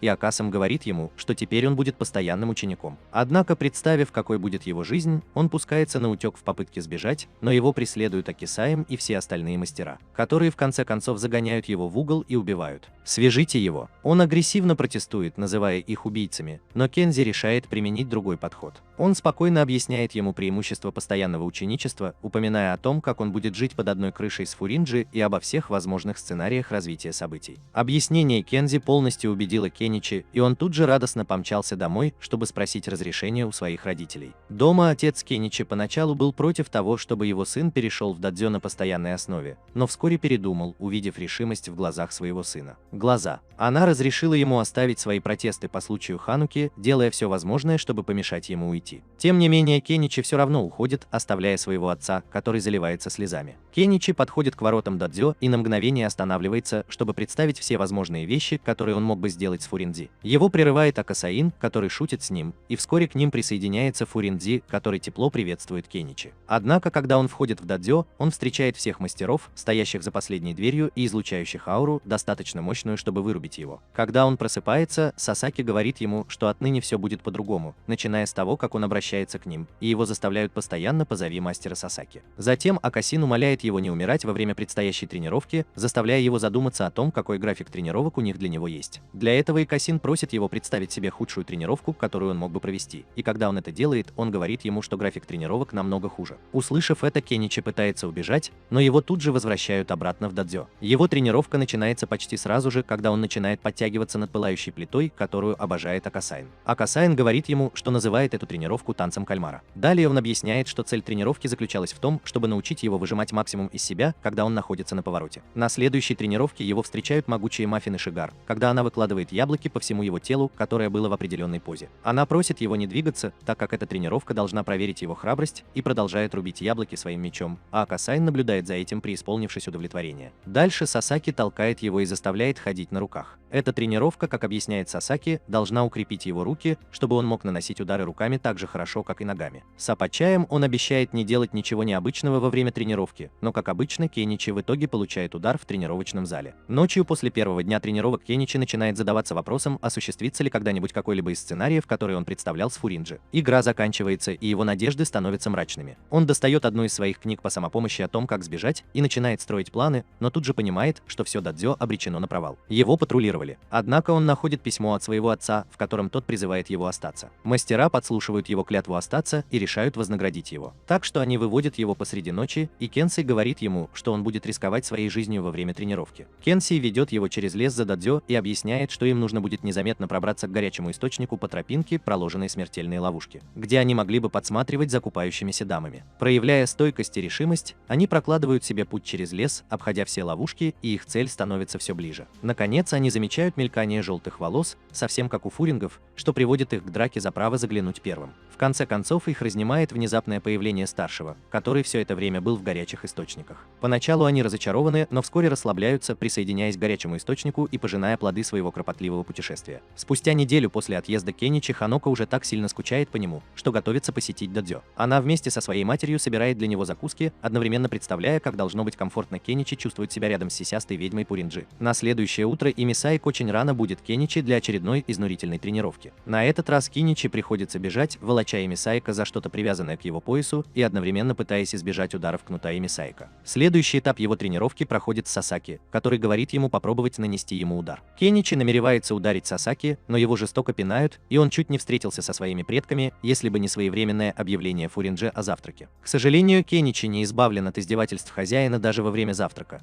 потому что все они по очереди хватают кусочки его еды с тарелки. Однако он значительно продвинулся в умении постоять за себя. Позже он отправился за покупками с Фуринзи, и она сказала ему, что благодаря ему ей стало легче ходить по магазинам. Кеничи сказал ей, что готов сделать для нее все, что угодно. Хотя мы видим, как бедный мальчик борется, когда он ходит с тяжестями, которые его хозяин привязал к его ногам, в дополнение к тяжелым продуктам на спине, лучше от этого не становится. Потому что позже Кенсей добавляет еще немного любви. У него на ногах гири, как у голубки. Тем временем Анока прибывает в дадзё, удивляясь, почему оно всегда выглядит таким убогим, когда она его посещает. Она пытается открыть дверь, но она такая тяжелая, что ей кажется, будто она заперта. Поэтому она забирается на крышу на велосипеде, но как раз в этот момент ее встречает Апач, и она сразу же бежит прятаться за столбом. Когда кажется, что игра в прятки окончена, Ханука пробирается внутрь через ворота, но она падает плашмя, и Абикай сразу же убегает. Появляется. Апач вежливо представляется, но Ханука тут же атакует его печеньем и пытается отодвинуться от него подальше. Он снова встает у нее на пути, и она начинает новую атаку с другой закуской. Она продолжает разбрасывать закуски, которые приготовила для Кеничи, пока у нее не остается только одна еда. Ханока решает сбежать, но случайно соскальзывает с крыши. Ожидая сильного удара, Ханока удивляется, когда ее падение смягчается, и обнаруживает, что Апачи спас ее. Она наконец понимает, что не все в этом убогом дадзё являются врагами, и сразу же становится лучшей подругой Апачи. Они отправляются на поиски Кеничи, но его нигде нет в дадзё. Как раз в этот момент Шугар лезет в свою сумку и крадет обед Кеничи. Когда она встречает Шугар, она видит сестру другой Титьки, о которой стоит беспокоиться. Позже Апаки и Шугар понятия не имеют, чем угостить маленькую девочку, и лучшее, что они смогли придумать, это отвратительный чай. Ханока глубоко возмущена чаем, который ей подают, поэтому она немедленно дает им урок по приготовлению чая, из-за чего они называют ее гением. После напряженного дня, когда она ходила с отягощениями и притворялась, что все в порядке, просто чтобы произвести впечатление на Фуринзи, Кеничи возвращается только для того, чтобы застать свою младшую сестру за полевой день с Апачами и Шигером. Ханока бежит поприветствовать Кеничи, но он резко говорит ей, что ей не следует приходить, потому что он пытается сосредоточиться на мастере и карате. Хотя Фуринзи говорит ей, что она может приходить, когда захочет, Ханока смотрит на нее так, как это сделала бы ревнивая младшая сестра. Позже Амасик вызывает Кеничи на тренировку, и он становится первым человеком, которого он должен тренировать со своим Фуринзи. После просмотра их боя Ханока предупреждает ее о том, что она не причинит вреда своему брату, но она получает только удушающее объятие, уткнувшись головой в славу Фуринзи. Затем Кеники тренируется с Апачи и оказывается закопанным в землю. При виде этого у Ханаки на глазах появляются слезы, поэтому Апакай заверяет ее, что он не хотел причинить никакого вреда ее брату. Последняя тренировка была с Амисаком, и когда Ханока увидела, как сильно избит ее брат, она умоляла прекратить это, говоря, что они всего лишь безжалостно избивали его. Ее брат, и все это во имя обучения. Однако Амисак показала ей, что они не просто избивали Кеничи без причины, когда Кеничи поднялся на следующий раунд с действительно решительным и бесстрашным видом. Ханока вспомнила выражение глаз Кеничи много лет назад, когда он пытался отбиться от нескольких хулиганов, которые приставали к ней. В конце концов, она смирилась с тем, что они пытались тренировать ее брата только потому, что увидели близнеца. Когда она уходит позже тем же вечером, Кеничи говорит Ханоке ограничить ее посещение, потому что он не хочет, чтобы она видела, как мастера пинают его по заднице. Поэтому она обещает не приходить к нему. Еще раз. На следующее утро Ханока сидела за столом и играла в игры с Апачи и Шигаром, так что Кеничи отругал ее за это. Она напомнила ему, что обещала не навещать его специально, и поэтому она была здесь только для того, чтобы навестить Апачая и Шигара, а не только в тот день. Но только через день. На следующее утро Идзуми пытается пригласить Кеничи на свидание, но Фуринзи прерывает ее, говоря, что Кеничи пора возвращаться домой. Она также говорит Идзуми, что теперь они живут вместе, и это беспокоит Кеничи, потому что он не хочет, чтобы кто-нибудь догадался, что они сожительствуют. Однако уже слишком поздно, потому что Такашима подслушал их разговор и планирует сообщить о Фуринзи учителям. Как и ожидалось, Фуранзи получает звонок, в котором сообщается, что учителя приедут к ней домой на следующий день. Поначалу Кеничи не видит причин для паники, но когда учителя проявляют свое 5-секундное безумие, Кеничи начинает беспокоиться. Фурунджи призывает их к порядку и говорит, чтобы они вели себя соответствующим образом перед предстоящим визитом. Поэтому Сасаки и Апакай говорят, что продемонстрируют им свои впечатляющие навыки крета. Но Фурунджи советует им этого не делать, потому что за это их могут выгнать из школы. Кеничи говорит ей, чтобы она не рассказывала учителям об их сожительстве, но Фурунджи жестоко отвергает его, говоря, что они вообще никогда не сожительствовали. Чтобы вести себя как ее отец, Фурунджи назначил Кисами, но он сказал, что у него есть другие дела, и она была разочарована. Фурунджи стало грустно, потому что ее единственного оставшегося в живых члена семьи, ее дедушки, не было рядом, и некому было больше играть роль ее родителей. А она уже зарегистрировала имена своих родителей в школьных документах. Тронутый ее печалью, Апач решает сыграть роль ее отца, но на самом деле это просто большая шутка. потому что они даже не из одной страны, и Кенсей тоже не был таким. Единственный оставшийся жизнеспособный вариант – позволить Сасаки играть роль отца, в то время как Шигар будет играть роль ее матери. Однако Акасаин был против идеи обмана учителей Фурунджи, которые искренне беспокоились о ее благополучии. Ее завуч сообщает своей помощнице, что она придет с визитом на дом, но учительница недоумевает, почему они навещают Фурунджи, ведь она отличница. Однако мужчина объясняет, что несмотря на ее хорошие оценки, он чувствует, что Фурунджи плохо осваивается в школе, потому что он однажды я видел, как она дралась на крыше. А теперь, по слухам, она живет в одном доме с первокурсником. Директор школы искренне беспокоился о ее благополучии, и этот визит имел для него огромное значение. Вернувшись в дадзё, Фурунджи распечатала роли каждого родителя точно так, как она указала в своих школьных документах, с разными именами и профессиями. Что касается их профессий, то Сасаки – пилот реактивного самолета, а Шигер – модельер. Но низкое качество их репетиций заставляет Фурунджи и Кеничи, видишь, какой безнадежной кажется ситуация. Кенсей говорит им, что он велел Апачи прятаться, пока ее учителя не уйдут. Что еще хуже, ее учителя прибыли как раз в этот момент, и помощник учителя заметил Апачи, который прятался над ними, когда помогал им открыть ворота. Женщина в шоке и привлекает внимание завуча, но он тут же отвлекается на своевременное вмешательство Фурунджи. Когда они входят в дадзё, учитель-мужчина представляется как Ясунага, а учительница женщина Ано. Когда настает очередь Сасаки, он представляется как Сега Фуринзи, но путается в названии своей профессии, потому что буквально говорит, что он летчик и забывает, сколько ему лет.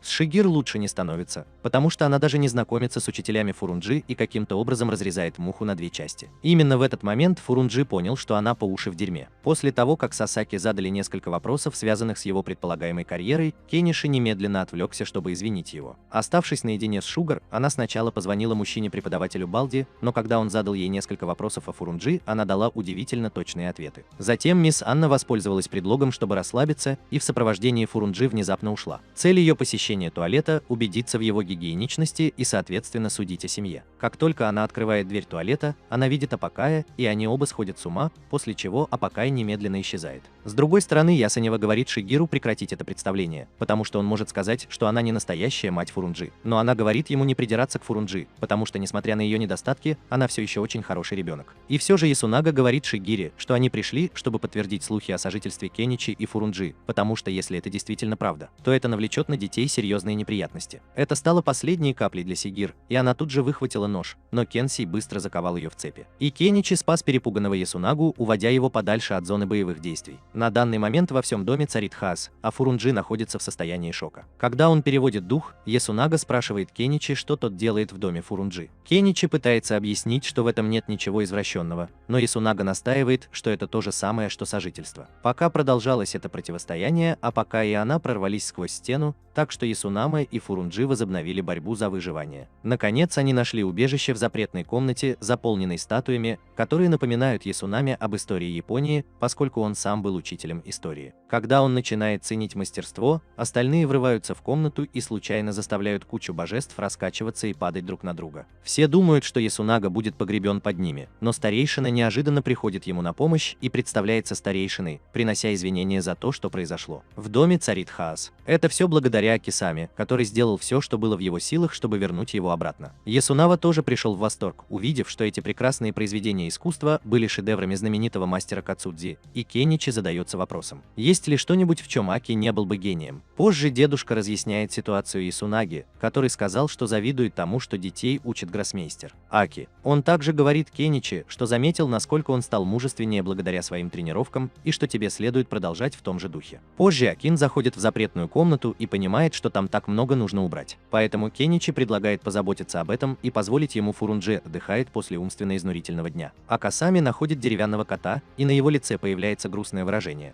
потому что кота вырезал его лучший друг, ныне покойный Сега Фуринзи. Позже Фурунзи жалуется на отсутствие своего дедушки, и он говорит ей, что хотя члены дома не являются ее кровными родственниками, она все равно могла бы считать их своей семьей. Пока она спала, она все еще говорила о них во сне, так что Кеничи понял, что хотя дадзё было сумасшедшее место для жизни, это был дом Фуринзи. На следующее утро во время тренировки с Фуринзи Кеничи не смог провести ни одной атаки и сказал Кенсею, что страдает из-за того, что не может найти выход. Кенсей сказал ему, что он должен продлить бой, чтобы найти выход. Однако, когда он в конце концов находит его, Иничи откладывает свой ход и в итоге терпит поражение от Феринджи. Позже он узнает, что даже открытие, которое он заметил, было преднамеренным ходом Фуринзи, чтобы помочь ему атаковать ее. Это не очень хорошая новость для Кеничи, потому что он чувствует себя полным неудачником, человеком, которого жалеет девушка, которая ему нравится. И Фуринзи чувствует себя виноватым за то, что помог ему в этом. Вот такая ситуация. Тем временем, пока Ханока готовится покинуть дадзё, ее отцу удается незаметно спрятать винтовку в своем зимнем пальто, сказав жене, что он хочет нанести быстрый визит замечательным мастерам Кеничи. Зная своего мужа, мама Кеничи перезванивает ему и удивляется, почему он одет в зимнее пальто посреди лета. Поэтому она удерживает его и говорит, что он никуда не пойдет с пистолетом. Позже Ханука свистит, подзывая свою рожь, и Апачи летит ей навстречу и эффектно приземляется. Ее отец достает винтовку и называет Апача монстром, но миссис тут же выбивает из мужа всю его глупость. Пока Ханука уходит с Апачом, Кеничи жалуется на то, что ему приходится карабкаться по веревке, чтобы попасть в свою комнату,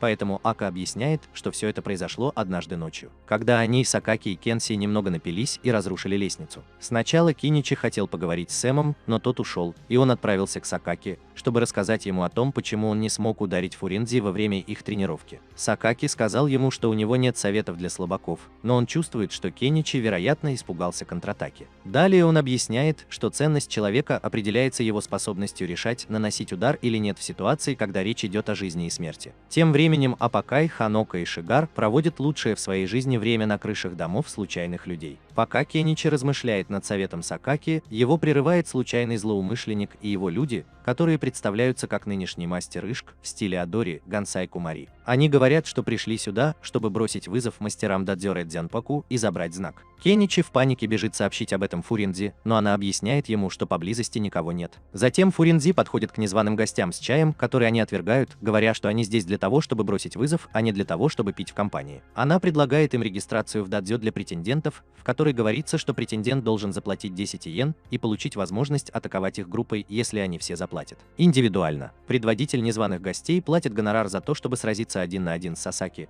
но Фуринзи говорит ему, что рядом никого нет, и она готова принять его вызов. Почувствовав себя оскорбленным, лидер разозлился и попытался ударить ее сзади, но был прерван движениями Кеничи. Кеничи выскакивает и сам принимает вызов, поклявшись защитить Фуринзи. Этот еще больший гнев вызывает лидер злоумышленников, который нападает на Кеничи. На мгновение Кеничи был уверен, что сможет найти лазейку, но тут же был резко отброшен прочь. Пока Кеничи истекает кровью на полу, лидер злоумышленников оскорбляет мастеров дадзё за то, что они тренируют таких слабаков, как Кеничи, и говорит, что он просто примет знак. Кеничи, не способный сидеть и терпеть оскорбления, набирается достаточно мужества, чтобы подняться на ноги и бросить вызов злоумышленникам еще раз.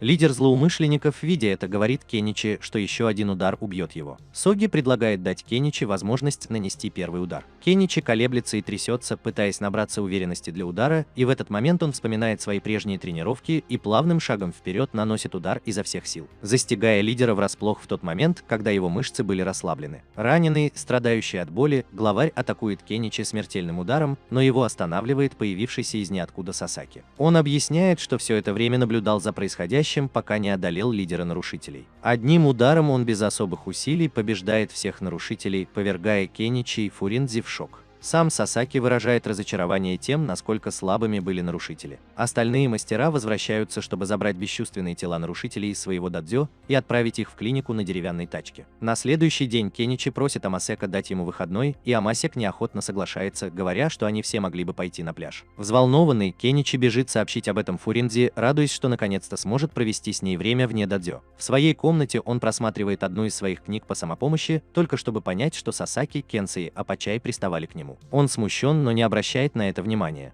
Впоследствии они садятся на корабль, и Хамука узнает, что они построили его сами. Она выражает беспокойство по поводу целостности корабля, волнуясь еще больше, когда узнает, что это был второй корабль, который они построили. А Масаик просит Ференджи управлять кораблем, так как замечает, что корабль движется не так быстро, как ему хотелось. Он проверяет двигатель, которым Кеничи неустанно пытался управлять самостоятельно, но он был полностью измотан. Видя это, Амасей и Сасаки решают взять управление на себя, запуская двигатель и значительно увеличивая скорость лодки. Вся команда изо всех сил держится, пока корабль несется по поверхности океана. Вскоре они прибывают на остров, который был назван в честь старейшины. Они добираются до большого пляжного домика, и все переодеваются в пляжную одежду, в которой Кенси фотографирует дам. Кеничи начинает понимать, что это был бы не такой обычный отпуск, о котором он мечтал, когда Сасаки и Амисаки подталкивают его прыгнуть со скалы в море воды. Они объяснили ему, что это было сделано для того, чтобы испытать его мужество. Пока он спорил с ними о том, что у него есть мужество и для этого ему не нужно прыгать со скалы, Шигер небрежно проходит мимо, раздевается к их благоговению и без колебаний прыгает со скалы. Поначалу они беспокоились беспокоились о ее безопасности, но в конце концов она выскочила и сказала, что поблизости нет никаких камней. Вернувшись на скалу, Кеничи опускается на колени побежденный и объясняет Сасаки и Ямасеку, что он не умеет плавать, что, по их словам, только заставляет их еще более возбужденной. Пока они все еще пытались убедить его прыгнуть, старший быстро поднимает его и ныряет с бомбами в них обоих. Они упали в океан внизу, попутно сбив Кеничи с ног. Кеничи просыпается и видит, что все веселятся, и подслушивает разговор мастеров о том, как они усилят его тренировки. Поэтому он планирует сбежать, что ему довольно легко удается, обманув Кенсия. Скоро они поймут, что он пропал, и начнут за ним охоту. В другой части острова Апакай и Ханока строят рожи на песке, но замечают, что все остальные пропали, и Апач решает отправиться на разведку. Кеничи оказывается на берегу реки, обдумывая способы покинуть остров. Он решает, что единственный выход – это попасть на корабль, который будет усиленно охраняться, и понимает, что ему остается только спрятаться на пару дней. Вскоре после этого он находит Шигара, который ловит рыбу на берегу реки. Он пытается убежать, но она быстро замечает его и пригвождает стрелой к скале. Шигар слушает, как он жалуется на суровые тренировки, которые, как он понял, ему предстоит пройти, и почему он хотел сбежать. Он также рассказывает ей о своем неумении плавать, чему она предложила его научить. Она отводит его к реке вверх по течению и говорит ему плыть по течению. И, конечно же, он начинает плыть без паники, прежде чем осознает это. Во время плавания он впервые видит улыбку Шигара. Это длится недолго, так как она тащит его обратно к обрыву, полагая, что теперь, когда он научился плавать, он спрыгнет с него, и он сильно протестует против этой идеи. Пока они спорят и дерутся из-за того, что он прыгнул, его сестра окликает его из океана внизу, и он замечает, что она окружена теми, кого он принял за дельфинов. Но Шигар объясняет, что на самом деле это акулы. Не колеблясь, он ныряет в океан, пытаясь отбиться от акул, в то время как Шигар поддерживает его со скалы своим луком и стрелами. Каничи удается отбиться от одной из акул, но вскоре он оказывается раздавлен. Его спасает старейшина, который бежит по поверхности океана и жестоко забивает всех акул до смерти, успешно спасая Ханоку и Кеничи. После чего он признает непоколебимое мужество Кеничи, говоря, что он напоминает ему о таким, каким он был в молодости. В дадзё мастера Кеничи обсуждают, готов ли он изучать продвинутые техники или нет. Акусаем и Кенсей считают, что пришло время обучить Кеничи продвинутым навыкам, но Сакаки считает, что он всего лишь ребенок. И его тело не готово к этому, поэтому он мог бы просто умрешь от повышения квалификации. Апакай верит, что если все будут уделять время тренировкам Кеничи, не будучи слишком жесткими к нему, то он переживет эти новые техники. Когда Акисим спрашивает Кеничи, готов ли он, тот отвечает, что ему нужно больше времени, хотя на самом деле у Акисима не так уж много терпения. Во время полива растений в школе к Кеничи подходит Такита, чья рука восстановилась настолько, что он присоединился к школьному боксерскому клубу. Кеничи спрашивает, обращался ли к нему кто-нибудь из Рагнарика, но он говорит, что никто не обращался,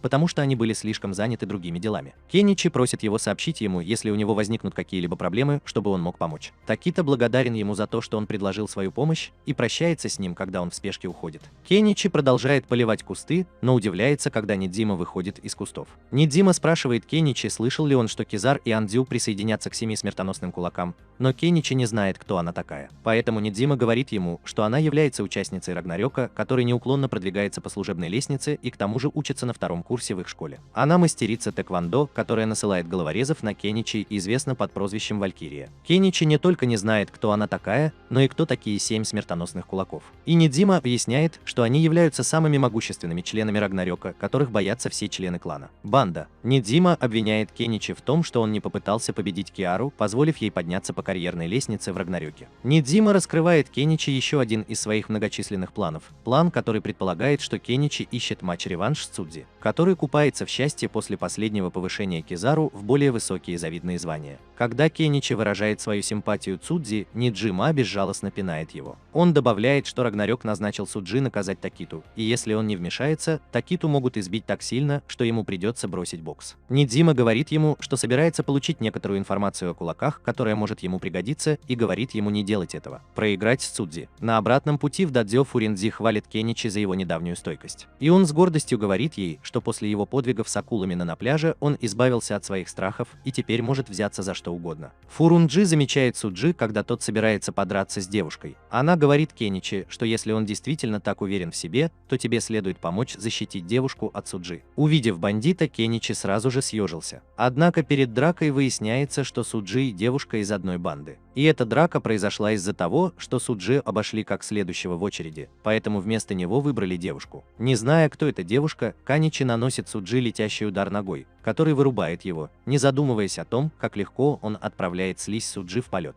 После того, как он сыграл всю роль героя, Кеничи вступает в разговор с девушкой, которую он спасает, и застигнут врасплох, когда она представилась как Киара Нанджу. Она похвалила его боевые навыки и приготовилась к бою, сказав, что уже некоторое время с нетерпением ждет возможности сразиться с ним. Фурин-Дзи по позе Киары делает вывод, что она опытный боец, и предупреждает Кеничи. Но он говорит ей, чтобы она не волновалась, потому что он не бьет девочек. Фурин-Дзи шутливо указывает на то, что он все время пытается ударить ее во время спарринга с ней в дадзё, и это заставляет Кеничи нервно объяснять, почему он тоже это делает. Отказ Кеничи драться разозлил Кизару, и она наносит удар ногой ему в лицо, но не попадает, выражая при этом испытывая отвращение ко всей этой гендерной игре, в которую играл Кеничи. Она говорит ему, чтобы он не зацикливался на себе только потому, что его скрытная атака сработала на Суджи. Кеничи не знал, что Суджи не смотрит на него, поэтому осознание того, что его удар в полете был трусливым поступком, заставило его начать извиняться перед потерявшим сознание Суджи. Кизер куда-то спешит, и она решает отложить свой поединок с Кеничи. Она говорит ему, что тоже охотится за Такитой, и подумает о том, чтобы оставить его в покое, если Кеничи победит ее. Кеничи размышляет, стоит ли драться с Кизару или нет, но Фурин-Дзи говорит ему не беспокоиться, потому что она намного сильнее и опытнее его. Она говорит ему, что он должен по крайней мере быть в состоянии набрать очко против нее во время тренировки, чтобы иметь шанс противостоять Кизаре и так далее. Он понимает, что лучший способ стать сильнее для него – это повышение квалификации. В ту ночь соперничающая банда объявила Рагнарёк для битвы, но пришли только 8 смертоносных кулаков.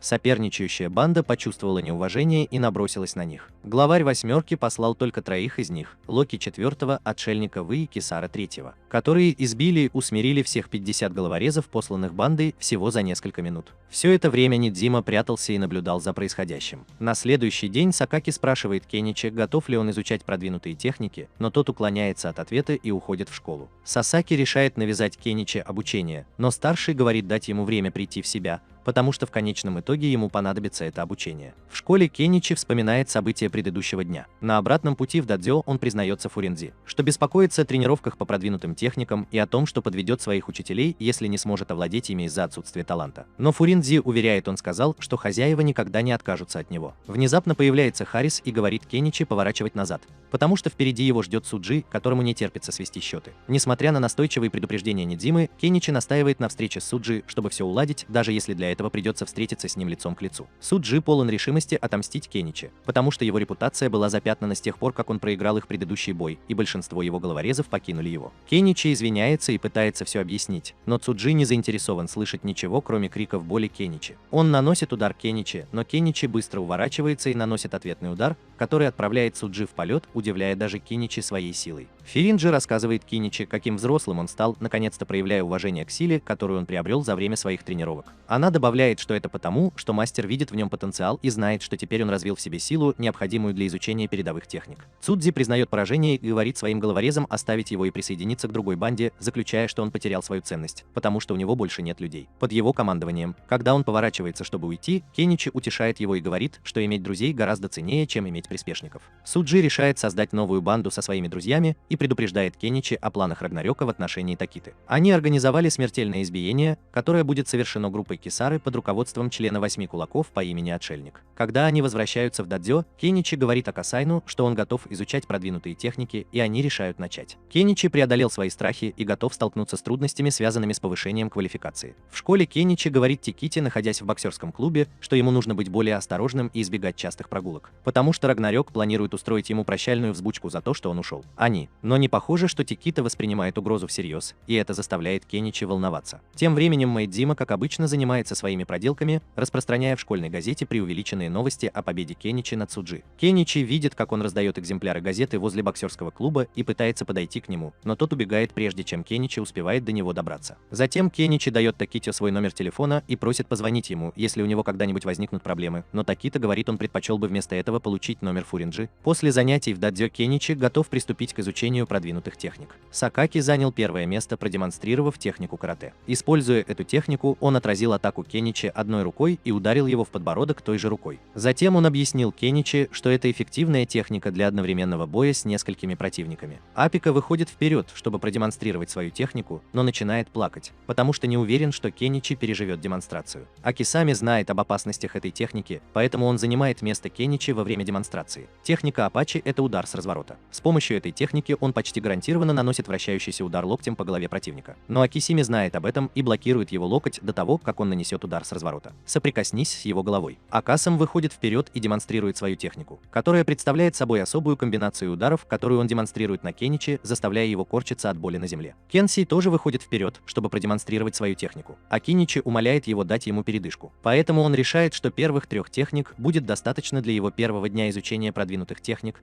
и что им с Шигаром придется обучать Кеничи своим техникам в другой раз. Кеничи стоит на коленях и гадает, хватит ли у него таланта, чтобы овладеть приемами, которые продемонстрировал его учитель. Словно услышав его мысли, Эг говорит ему, что никакого таланта не требуется, и что ему просто нужно учиться понемногу. Как раз в этот момент входит Фуринзи и говорит Экиму, что Такита пришел к нему на прием по вправлению костей. Так что Акасам отправляется в клинику, оставляя Кеничи на попечение Апакай и Сакаки. В клинике Акасам осматривает Такиту и видит, что его состояние довольно хорошее, но он замечает, что его что-то беспокоит, и спрашивает его об этом. Такита говорит ему, что он думает о том, как в боевых искусствах люди постоянно получают травмы, лечат себя только для того, чтобы получить травму снова. Для него это немного забавно и иронично. Акасам говорит ему, что люди рождаются только для того, чтобы умереть, а это значит, что было бы проще вообще не рождаться. Именно так он раньше и думал, но он говорит Таките, что понимает, что все дело в том, что ты делаешь, пока жив. Акасам приводит его в дадзё, где Кеничи избивают, пока он изучает технику Сакаки. Он рассказывает ему о том, как Кеничи усердно работает над изучением этих техник, чтобы он мог защитить его. Акасам также говорит ему, что он понял, что Кеничи проявляет истинное мужество, когда сражается, чтобы защитить людей, которые ему не безразличны. Кеничи наконец-то использует технику Сакаки, но Сакаки блокирует его контратаку и слегка хвалит его. Техника Апача более ужасна, и после нескольких раундов она приводит Кеничи в странное психическое состояние. Поэтому Сакаки выливает на него немного воды, но это приводит его в чувство только до тех пор, пока он полностью не приходит в себя. Когда мастер Сакаки использует свое колено, чтобы надавить ему на спину. Как раз в этот момент Такита собирается уходить, и Фуринзи сообщает об этом Кеничи, который бросается догонять его и начинает ругать за то, что он не послушался его и ушел один. Но Акисами рассказал ему о том, что Такита назначает операцию по вправлению костей. Кеничи спросил Такиту, сохранил ли он его номер, но тот этого не сделал, поэтому он сам записал его в телефон Такиты и заставил его пообещать позвонить ему, если у него возникнут какие-либо проблемы. После этого Хикита попрощался с ним и ушел. По дороге домой Такита попал в засаду, устроенную Рагнарёком, но он не позвонил Кеничи, как обещал. Среди посланных были Кизару и Юкита, который был его приятелем, когда он был участником Рагнарёка. Кикита начинает нападать на людей, с которыми он пришел, раскрывая свое истинное намерение, которое заключается в том, чтобы тоже покинуть Рагнарёк и помочь Такеде. Головорезы нападают на них обоих. В середине драки один из участников Рагнарёка падает и ударяется о телефон Такеды, который быстро набирает номер Кеничи. Апачай отвечает на звонок, но никого не слышит, поэтому Кеничи берет телефон, чтобы ответить на звонок. Однако все, что он слышит, это неразборчивые слова и звуки борьбы, как будто люди дерутся. Кенсей забирает телефон у Кеничи и может разобрать несколько слов. Затем Апокай просит Кеничи воспользоваться его телефоном, чтобы отследить звонок, но тот отвечает, что его телефон не может этого сделать. Кенсей просит их соблюдать тишину, и внимательно прислушиваясь, он улавливает звук поезда, проезжающего по надземным путям над местом, где происходила драка. Затем он просит у Фуринзи карту и студенческий реестр, чтобы проследить маршрут, по которому Такита мы обычно ходили домой, и где этот маршрут может пересекаться с надземными железнодорожными путями. Кеничи и Фуринзи могут пойти и помочь ему. Вернувшись на место драки, Юкита и Такита держатся, но там много головорезов, которым нужно подраться, а Кизару устал наблюдать за происходящим со стороны. Она присоединяется к драке и говорит Таките, что не собирается уступать ему. Несмотря на то, что Такита знает, насколько она опасна, она не собирается отступать. Каничи и Фуринзи пробираются туда, где Такита сражается с командой Киары, но, похоже, не могут найти точное место. Фуринзи взбирается на высокий столб, чтобы лучше видеть, и замечает их. Затем она говорит об этом Каничи, и они продолжают осмотр места происшествия. На сцене боя Такита и Юкита побеждают всех членов команды Кисары, и теперь им предстоит сразиться с финальным боссом Кисарой. Она говорит им напасть на нее вместе, но Юкита выходит первым и хватает ее за рубашку, а затем швыряет в стену. Она наступает на стену, отскакивает назад и ударом ноги отправляет Юкиту в полет. Такита бросается на нее, нанося пару ударов, но промахивается. Затем она останавливает его кулаки подошвой ботинка и парирует его атаку размашистым ударом, от которого он быстро уворачивается. Но он не замечает ее второй атаки, которая представляет собой еще один удар ногой в центр его головы. Он падает на колени от боли, но помнит, каким решительным и неумолимым был Кеничи во время тренировки. Это заставляет его встать, несмотря на боль, и продолжать сражаться с Кисарой. Он наносит ей удар, но промахивается, так как она подпрыгивает высоко в воздух прямо перед тем, как его кулак достигает ее, и пинает его с такой силой, что он отлетает к забору. Кага, член команды Киары, которого Юкита отбросил далеко в начале боя, возвращается только для того, чтобы увидеть, что Киара победила и Такиту, и Юкиту. Он спрашивает ее, можно ли им делать то, что они хотят, и она не возражает. Так что он и остальные члены команды начинают избивать и уже избили Такиту и Юкиту в отместку за то, что они сделали с ними в начале драки. В отместку за то, что я его бросил, Кага хочет сломать Юките руку и взбирается на тротуар, чтобы прыгнуть и получить достаточный импульс при приземлении на руку Юкиты. Но прежде чем он успевает это сделать, Кеничи наносит ему удар со спины и выходит на сцену. Кеничи оглядывается по сторонам и замечает Такиту на земле, сильно избитого, и это выводит его из себя, поэтому он начинает избивать членов команды Кисары до полусмерти. Кисара собирается напасть на него, когда подходит Фуринджи и говорит ей, что она будет ее противником, так как Кенджи пообещал себе, он бы не стал драться с девушками. У Кисары на вас есть две выдающиеся черты Фуринджи, и она раздражена из-за ревности, что она называет ее коровой. Но это ранит ее чувства. Кисара говорит ей, что убьет ее, если она не уберется со своего пути. Затем она наносит ей удар ногой, но та уклоняется, подпрыгивая, так что Кисара пытается ударить ее, пока она находится в воздухе, но Фуринджи отправляет ее в полет встречным ударом. Вернувшись в дадзё, все четверо мастеров Кеничи говорят о нем, и Шигара беспокоится, потому что она его не видела. А Ачи тоже беспокоится, но Сакаки говорит Шигаре, что Кеничи ушел, чтобы помочь своему другу, и что ей не стоит беспокоиться, потому что он не собирается проигрывать, так как Фуринджи с ним. Вернувшись на место драки, Кеничи надирает задницы членам команды Кизарары, в то время как Такита и Юкита борются с ее травмами. Некоторые члены команды Кизарары видят, как Такита и Юкита двигаются, а затем снова начинают избивать их. Кеничи видит их и понимает, что Юкита, должно быть, пытался помочь Таките, но тоже был избит. Это еще больше разозлило его, и он начал разбрасывать пакеты с Рагнарёком как снежки. Он бросил один из них в алюминиевый забор, а затем попытался ударить его ногой,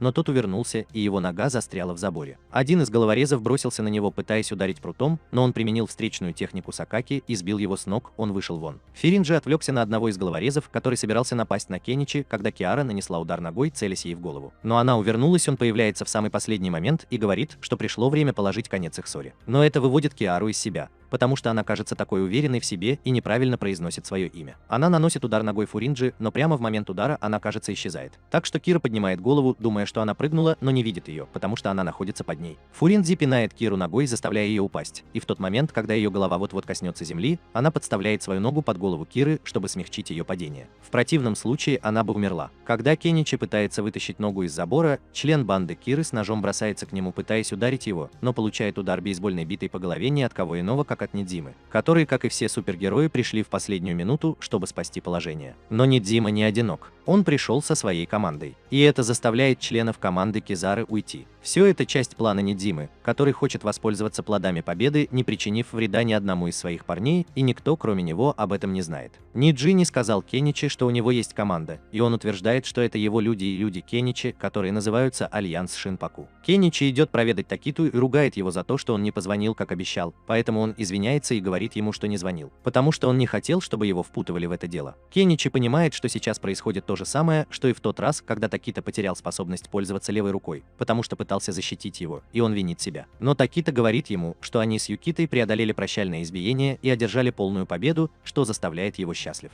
В школе Кеничи давит на Нидзиму, требуя объяснить, что такое Альянс Синпаку, но тот продолжает прикидываться дурачком и уклоняется от ответа. После некоторого давления со стороны Кеничи, он говорит ему, что все это является частью его плана по осуществлению мечты всей его жизни править миром. Он говорит, что ему понадобится помощь Кеничи, если он собирается осуществить это, потому что он собирается объединить свою мускулатуру с превосходящим интеллектом. Каничи начинает яростно шлепать его, чтобы вывести из того, что взбрело ему в голову, но он шлепает его слишком сильно, и Нидзима теряет сознание. Как раз в этот момент несколько членов Федерации Синпаку стоят у двери и собираются войти, так что Кеничи прячется. Когда они входят, он незаметно выходит. Идзуми, одна из одноклассниц Кеничи, бежит к нему, выкрикивая его имя, как девушка, попавшая в беду. Она говорит ему, что видела парня в костюме каратиста, который околачивался возле клуба садоводства. Она думает, что панки, доставлявшие ей неприятности, вернулись, и пришла попросить его о помощи. Кеничи мчится в клуб садоводов, но обнаруживает, что парень в костюме каратиста – это Юкита, который был там с Такитой. Они пришли поблагодарить его за храбрость и за то, что он помог им прошлой ночью. Юкита также вступил в школьный молодежный клуб и является наставником его нынешних членов. После того, как Такита оказал на него давление, он признался Кеничи, что он у него в долгу и всегда будет помогать ему, когда сможет. В убежище Кисары она вымещает свой гнев и разочарование на членах своей команды, пока тренируется. Один из членов ее команды передал ей прямой приказ от отшельника, который приказывает ей не нападать на Альянс Шинпаку. Она отчаянно жаждет мести и готова ослушаться приказа своего начальника, чтобы добиться этого. Она приказывает своим лакеям схватить Фуринзи и доставить к ней. Она хочет устроить несчастный случай, который приведет к столкновению столкновению между ее командой и альянсом Шинпаку. Вернувшись в дадзё, Каничи делает несколько растяжек и хвастается своей младшей сестре тем, как он в одиночку победил всех членов команды Киары. Кенсей быстро выходит из себя, указывая, что на самом деле это Фуринджи победил Киару, а не он. Добавляя еще больше соли на душевную рану Кеничи, он упоминает, что Кеничи был бы зарезан, если бы не своевременное вмешательство Нидзимы. Аэм соглашается с Кенсеем, говоря Кеничи, что ему нужно сосредоточиться на освоении передовых техник. В городе Нидзима и члены альянса Шинпаку прогуливаются по мосту, когда кто-то встает у них на пути. Никому, кроме Нидзимы, неизвестно, что этот человек – уважаемый участник Рагнарёка номер 6 из 8 смертельных кулаков Отшельника. Один из людей Нидзимы бросился на него и был сброшен в реку. Нидзима приказывает всем своим людям возвращаться и говорит им, что ты в одиночку победишь незнакомца на их пути. Как только они уйдут, он встает на четвереньки и присмыкается перед затворником, потому что знает, что ему не сравниться с затворником в том, что касается боевых способностей. Затворника интересует только то, где тренируется Кеничи и кто тренирует его, но Нидзима тоже не знает. После паузы он бросает в затворника песком, затем прыгает в реку и плывет туда, где находится один из членов его альянса, и утаскивает его в канализацию. Он освоил все канализационные туннели в городе и будет использовать их, чтобы ускользнуть от затворника. Он решает выяснить, где тренируется Кеничи, и тренирует его самого. На следующий день, когда они возвращались домой из школы, Кеничи жалуется Фуринзе на то, что он до сих пор не освоился с этим продвинутым уровнем подготовки. Она подбадривает его, говоря, что он значительно продвинулся вперед, хвалит его и дает несколько советов о том, как правильно принял боевую стойку. Все это время Нидзима преследует их обоих, потому что он знает, что Кеничи не скажет ему, если он выйдет и спросит. Он решает проследить за Кеничи до дома. В конце концов он возвращается домой, а дверь за ними заперта, поэтому Миджима подкрадывается к двери и пытается открыть ее, но он слишком слаб. В конце концов он сдается и садится, прислонившись к двери, которая внезапно открывается, отчего он падает навзничь. Над ним стоит Шигура, которую он видит, затем встает и говорит ей, что он друг Каничи. Шигур оставляет его в комнате и внезапно исчезает после того, как он отводит взгляд на секунду. Он бродит вокруг, выкрикивая имя Кеничи, затем натыкается на Апакая и думает, что он пилар из-за того, насколько напряжены его мышцы. Мэйдзюма приходит в ужас, когда видит его мельком, думая, что он монстр. Охваченный страхом, направляется к воротам, но застигнут врасплох, когда появляется Шигер, висящий на двери вниз головой, как летучая мышь на ветке. Он бежит обратно в дом только для того, чтобы найти Сакаки во время одной из своих личных тренировок, и он тоже в ужасе от него. Он вбегает в комнату, где находится Экасам, и тоже боится его. Он выбегает и прислоняется к стене, затем поднимает глаза и видит отца Фуринзи, возвышающегося над ним как великан. У него начинается нервный срыв, и он начинает кричать во весь голос, заставляя Кеничи услышать его и прийти ему на помощь. Кеничи говорит своим хозяевам, чтобы они дали Нидзиме немного времени переварить все, что произошло, и все они уходят. Это заставляет Нидзиму удивляться тому, насколько хозяева послушны Кеничи, и он думает, что они монстры под его командованием. Он начинает представлять, что с этими монстрами он может захватить не только Японию, но и весь мир. Кеничи хватает его за рубашку и начинает втирать в него ароматы, как он делал это накануне. Как и в предыдущий день, он заходит слишком далеко, и щеки Нидзимы раздуваются. На следующий день в школе Идзуми наконец набирается смелости и приглашает Кеничи к себе домой. Однако по дороге она натыкается на него, и это приводит к неприятностям. В конце концов она просит его проводить ее до дома, но он отказывается, говоря, что обещал пройтись с Фуринзи по магазинам. Идзуми разочарована тем, что Фуринзи снова избил ее. Когда Нидзима замечает Кеничи и Идзуми, он подозревает, что между Фуринзи, Кеничи и Идзуми существует любовный треугольник. Он начинает обдумывать, как ему создать конфликт между Фуринзи и Кеничи, чтобы Фуринзи была полностью в его распоряжении, и он добавил ее в свою группу. Чтобы сделать это, он создает сценарий, в котором Кеничи и Идзуми влюбляются друг в друга, оставляя Фуринзи одну, создавая окно для извращенного Нидзимы. Чтобы воспользуйся этим преимуществом. Когда Идзуми проходит мимо, Нидзима звонит ей и спрашивает, не беспокоил ли ее романтический интерес к Кеничи. Сначала она отрицает это, но в конце концов Нидзима теряет ее, и она сдается. План обещает отвезти ее в дадзё Кеничи и учит выглядеть настолько привлекательно, насколько это возможно. По дороге Идзуми чувствует себя так, словно заключила сделку со злым монстром, но она не теряет надежды, веря, что Нидзима может стать тем Купидоном, который создаст ее. Ее история любви с Кеничи. Однако Идзуби опаздывает на встречу с Нидзимой, но, к сожалению, она одевается как церковница. И Нидзима находит это очень разочаровывающим, удивляясь, почему она не может быть одета соблазнительно. Когда он готовит Идзуми к выходу в дадзё, они поражены внезапным появлением Кеничи сквозь стену. Цепь, обмотанная вокруг его лодыжки, не давала ему возможности убежать. Идзуби пытается спасти его, но его останавливают могучие маффины Шигира, и он понимает, что Фуринзи не единственная одаренная женщина в жизни Кеничи. Шигар продолжает тащить Кеничи по полу, а Идзуми снова пытается бежать ему на помощь, но ее снова останавливает Акасам, которого, как она помнит, она любила. Однажды спас ее. Она снова пытается спасти Кеничи, но ее снова останавливает мерцание камеры Кенсия, когда он делает несколько снимков, заставляя ее покраснеть от смущения. восхищение. Она еще больше поражена внезапным появлением Апачи позади нее и задается вопросом, что это за место, дадзё, и почему Кеничи это там. Кеничи начинает тренироваться с Апачи и довольно скоро теряет сознание. Фурин-Дзи будет его ведром холодной воды, что расстраивает Идзуми, и она рассказывает ей о жестоком обращении Дова с Кеничи. Сасаки только усугубляет ситуацию, предполагая, что в следующий раз Кеничи разбудит с чайником кипящей воды. Чтобы разрядить напряженную ситуацию, Акасами предлагает им сделать перерыв и приглашает всех на чай. За чайным столом Кеничи спрашивает Нидзиму, какие коварные планы у него на уме, и это приводит к ожесточенному спору между ними. По другую сторону стола Фурин-Дзи спокойно объясняет Идзуми, почему Кеничи живет с ними под пристальным взглядом Шигира, который висит вниз головой. И выпроваживаю Идзуми вон. Она также объясняет, что Кеничи изучает карате, кунг-фу, муай-тай и джуна в качестве постоянного ученика. Идзуми признается, что думала, что это одно и то же, но Фурин-Дзи утешает ее, говоря, что для девочек нормально не замечать разницы. Их вежливый разговор быстро превращается в жаркую перепалку, когда Идзуми обвиняет Фурин-Дзи в нецивилизованности, а Фурин-Дзи пытается защититься. Спор становится очень жарким, и они обращаются к Кеничи, пытаясь заставить его принять чью-либо сторону. Находясь под огромным давлением, Кеничи делает то, что знает лучше всего.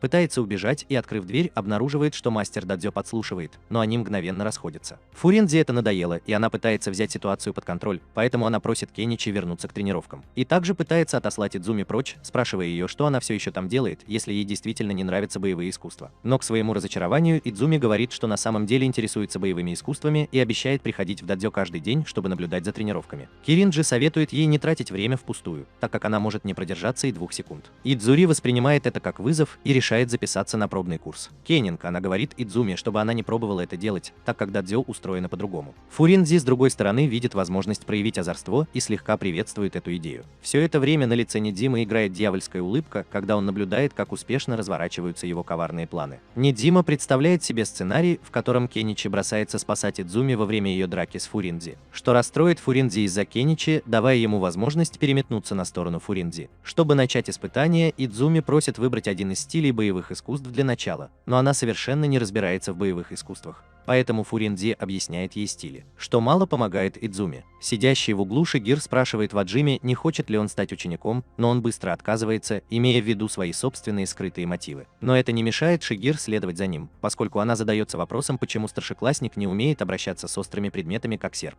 Каничи приводит старейшину, чтобы спасти ситуацию, и когда старейшина появляется, он говорит Идзуми, что это потому, что их дадзё сложное. Чтобы попасть внутрь, он заставил бы ее провести судебное разбирательство. Для этого теста Идзуми должна сделать 10 отжиманий на одном большом пальце. Идзуми восклицает, что по-человечески это невозможно, пока она не увидит, как Фуранджи делает это без особых усилий. Когда она признает, что не может этого сделать, старший дает ей преимущество, позволяя делать обычные отжимания на обеих руках. Поначалу Фурин-Дзи протестует, что это несправедливо, но дедушка не обращает на нее внимания. Когда Идзуми начинает отжиматься, она едва может поднять свое тело, к большому удивлению всех. Они шепчутся, что она должно быть слишком большая зануда, раз не может выполнить такое простое упражнение. В конце концов она разрыдалась и сдалась.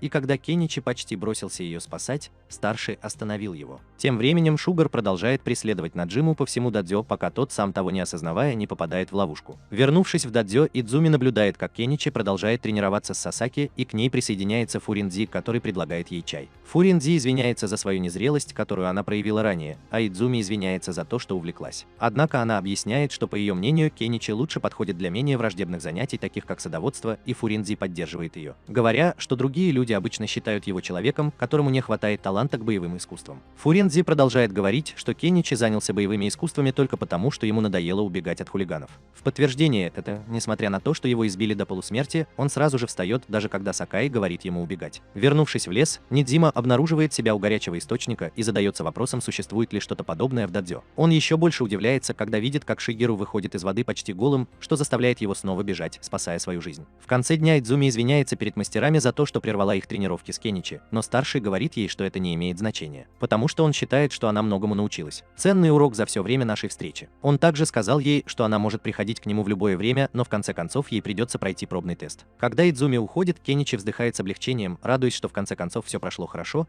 и задается вопросом, действительно ли он не хотел, чтобы Идзуми оставалась. Фурин-Дзи дразнит его тем, что сегодня он казался более энергичным. Учителя понимают, что Кеничи на самом деле никогда не проходил тест на отжимание большим пальцем, и все они задаются вопросом, сможет ли ли он его пройти. Хотя и считают, что для него это не должно быть проблемой. На обратном пути домой Миджима рассказывает о своих неудачных планах и яростно записывает в блокнот новый. Идзуми, с другой стороны, благодарна своему опыту в дадзё за то, что она научилась не убегать и постоять за себя. Нидзима предлагает ей свой новый план, который предполагает, что она наденет сексуальный наряд, чтобы соблазнить Кеничи. Но